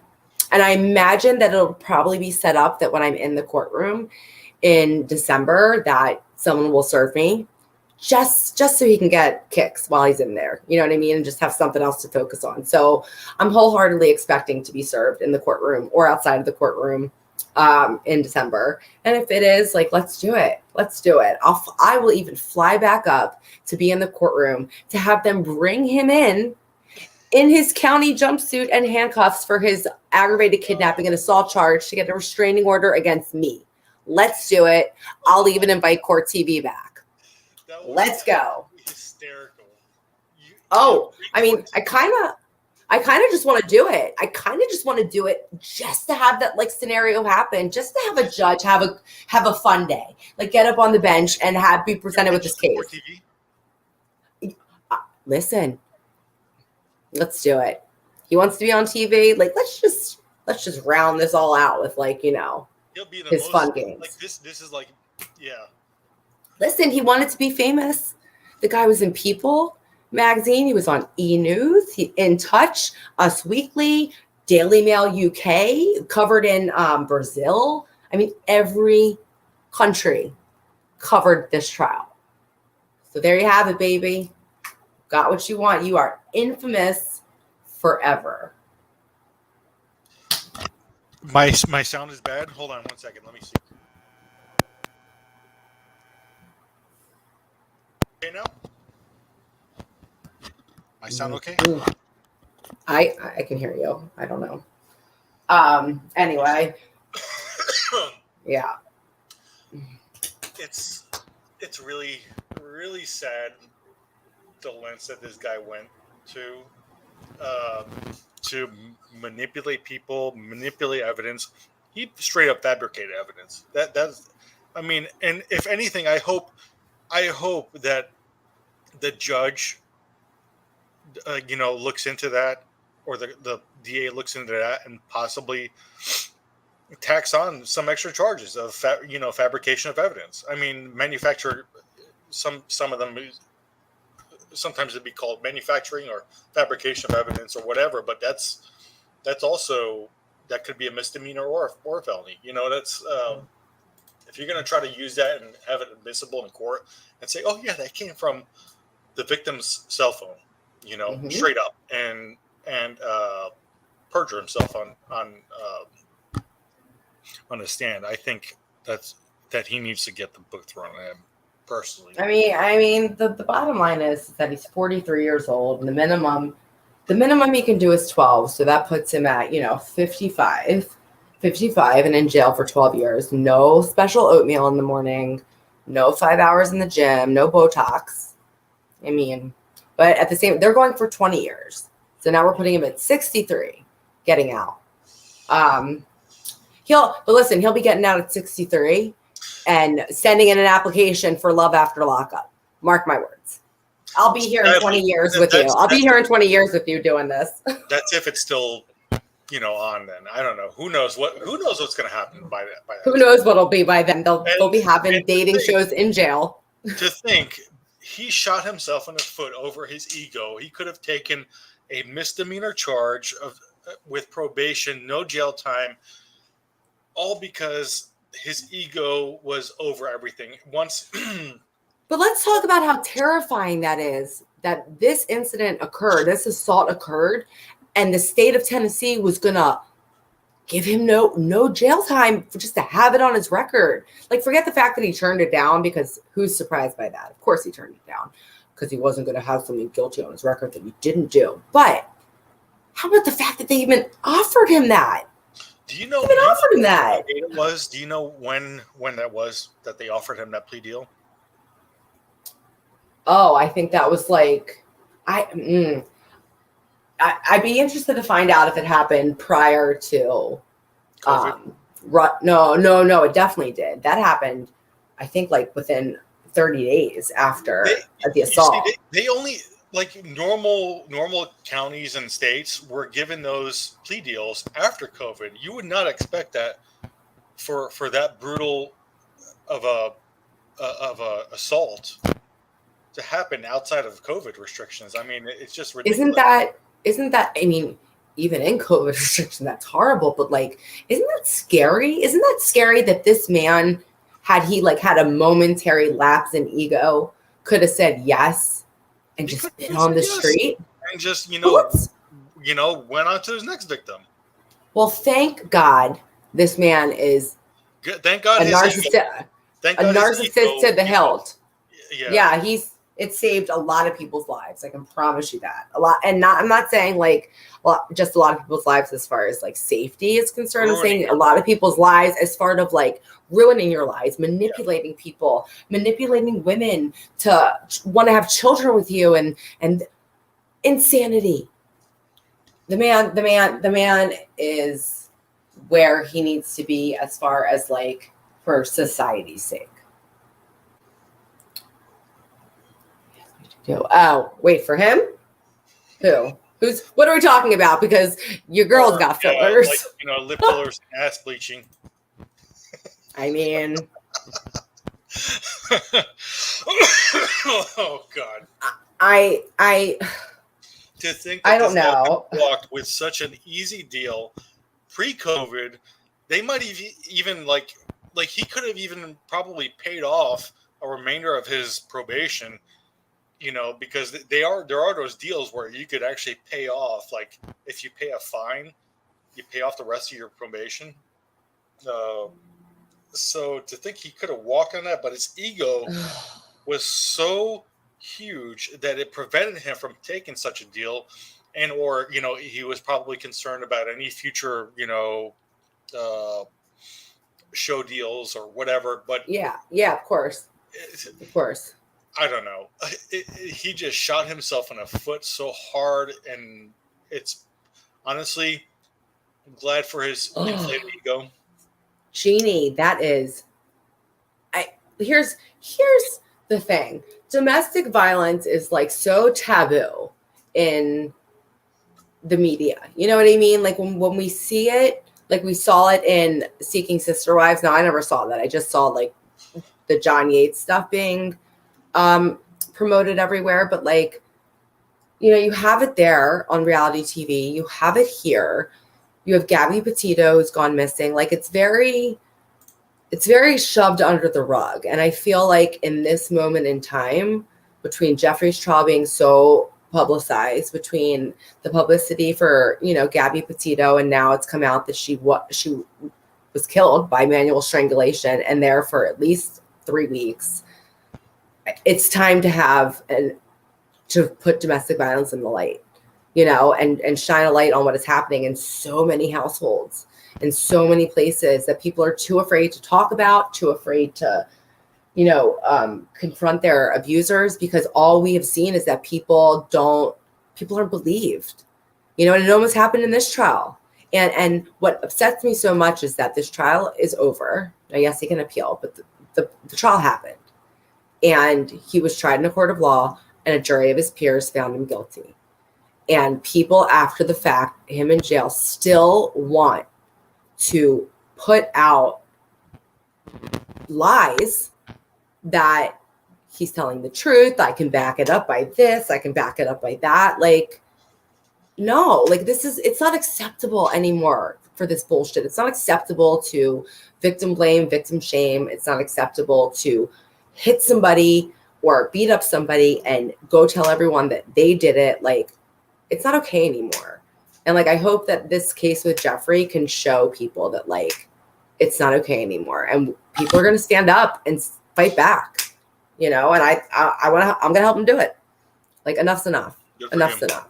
So, I mean, not even, I don't even want like, the pat on the back. I'm a domestic violence survivor. 12 years ago, I got out of it 12 years ago. I was in it for 3 years and I was beaten every single day to like, and not being exaggerated, like what Kristen looked like. I would get black eyes all the time. He broke my orbital socket. I have a scratch on this cornea that, will always be there that affects my vision. And I was terrified to leave. I mean, the guy would, in the dead of winter in Maryland, would beat me up and then throw me out the front door in the snow and lock the door, and I went right back in the house the next day. There is no rhyme or reason to domestic violence and staying, Stockholm syndrome, whatever, all that stuff. But like, it doesn't make sense to people that have never been in it. They don't understand. They're like, how could you stay with someone that hits you? Like, I did for 3 years. So it's very close to my heart. And the fact that, yes, I dated, I was with Geoffrey, and I knew about these charges, and I believed the lie he told because it was so good. And he also said, well, she just had, a little bump on her head. So I'm thinking concussion, she hit her own head against the wall. Like, yeah, she's got a welt. And then those pictures went up last Wednesday when they put him up in the trial. Yeah, that was. Nobody was expecting that because he set us up for a bump. Like, so many people were knocked off their feet by that, by how severe this beating was. So yeah, it's very, it touches me very in my soul. Switches and yeah. That was a 30 minutes of sheer terror for Kristen. Probably, I know she thought he was going to kill her, and that's a fear that you can't describe to somebody when you literally, I know like people think, oh, I'm going to die, like, because they slip off like a ledge or like something like that. No, when you've got somebody that has a hold of you like that and you're powerless to overpower them, like, and you think they're beating you to that point and you think you're going to die, like, that's a fear that you just can't describe. And you don't ever forget. You don't ever forget that feeling ever. That is a permanent, invisible scar. That is with domestic violence survivors. So I won't put up with anybody re-victimizing Kristen. I just won't do it. I'm not going to be, petty, like, social media drama, but I'm going to speak the truth when lies are put out there. Like, just not going to put up with it anymore. And there's a lot of other people that stand in the same place I do. So these people that are putting that out there need to know that they are completely outnumbered. You are completely outnumbered, and you'll be shut down. Natalie deactivated her Instagram because a ton of people went on there and said, you don't know what happened. You don't know the fact. You don't know this and you don't know that. So nobody's going to get away with doing that shit anymore. Nobody is. Yeah. Any last words? Just that I appreciate everyone that has come to the truth page. It has been there's over 2,000 people, and I've only had to like block maybe 1 or 2 or 3 people that have come on there, been ignorant or nasty. Everybody has been kind. Everybody has been, and I wouldn't say everyone's been supportive, but the people that have come there that like don't necessarily believe or are confused or not sure how they feel have been also welcomed and received with open arms, because they're being kind and constructive in what they're saying and just want to have a conversation with people because they really just don't understand. So I just appreciate everyone that's come to that page and helped create this little community that we have going. I'm going to probably go on my live on my page. I don't know, maybe like Thursday morning for like coffee. I don't know. Or over the weekend, maybe like Sunday morning. If everyone wants to have Sunday morning coffee on the Truth page, I'll put a poll up there. That would be nice. But that's it. And Phil, again, I've always said this whenever we've gone live, you get a bad rap. But to me, you've always been kind, compassionate, extremely helpful, and never in like a vindictive kind of way. You've always just had like you've always believed me, and therefore you supported me and had my back. So I appreciate that so much. You helped me get all this done. You helped me protect myself and do what I needed to do in order to fight back. So thank you very much. And thank you everyone for being in here. I have love for all of you. And Kristen, if you're still in here, I love you too. Yeah. Kristen is a total badass rock star, superstar. Yes, she is. And yes, she is. I can't think of anybody else that would have been able to stand up to that man on that day and nope. Kristen is put the truth out there. It's great. It's great what she did for everybody else that's been victimized all over the world. Yeah. So, she's like just the nicest, sweetest, like, and I'm not just saying that. Like, she is just such a genuinely good soul. You know what I mean? Like, just good. She's just good. So, yeah, I love that girl. But anyway, thank you, Phil. Anyway, I hope that perhaps during sentencing, we could get this played during sentencing. One last thing before we go. Oh, God. Oh, God. Mm-hmm. I'm ready for it. Go ahead. Oh, I think I know what it is. Oh, no. Go ahead. Mm-hmm. Mm-hmm. Let me know if you could hear it. Can you hear it? Turn it up. There you go. Okay, hold on one second. Listen, I hope they do play that at sentencing. I believe, I know they have it. I hope they do. I hope they can. Okay.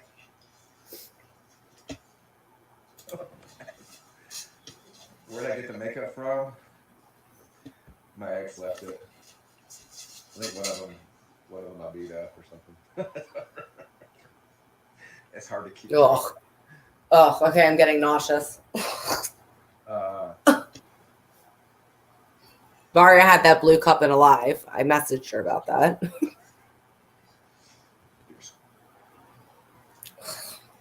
With that, I say good night to everybody. Thanks for joining me. Thank you, Shelby. Thank you for popping your head in. And thank you, everybody else that came to support. So have a good night. And until next time. Bye, guys.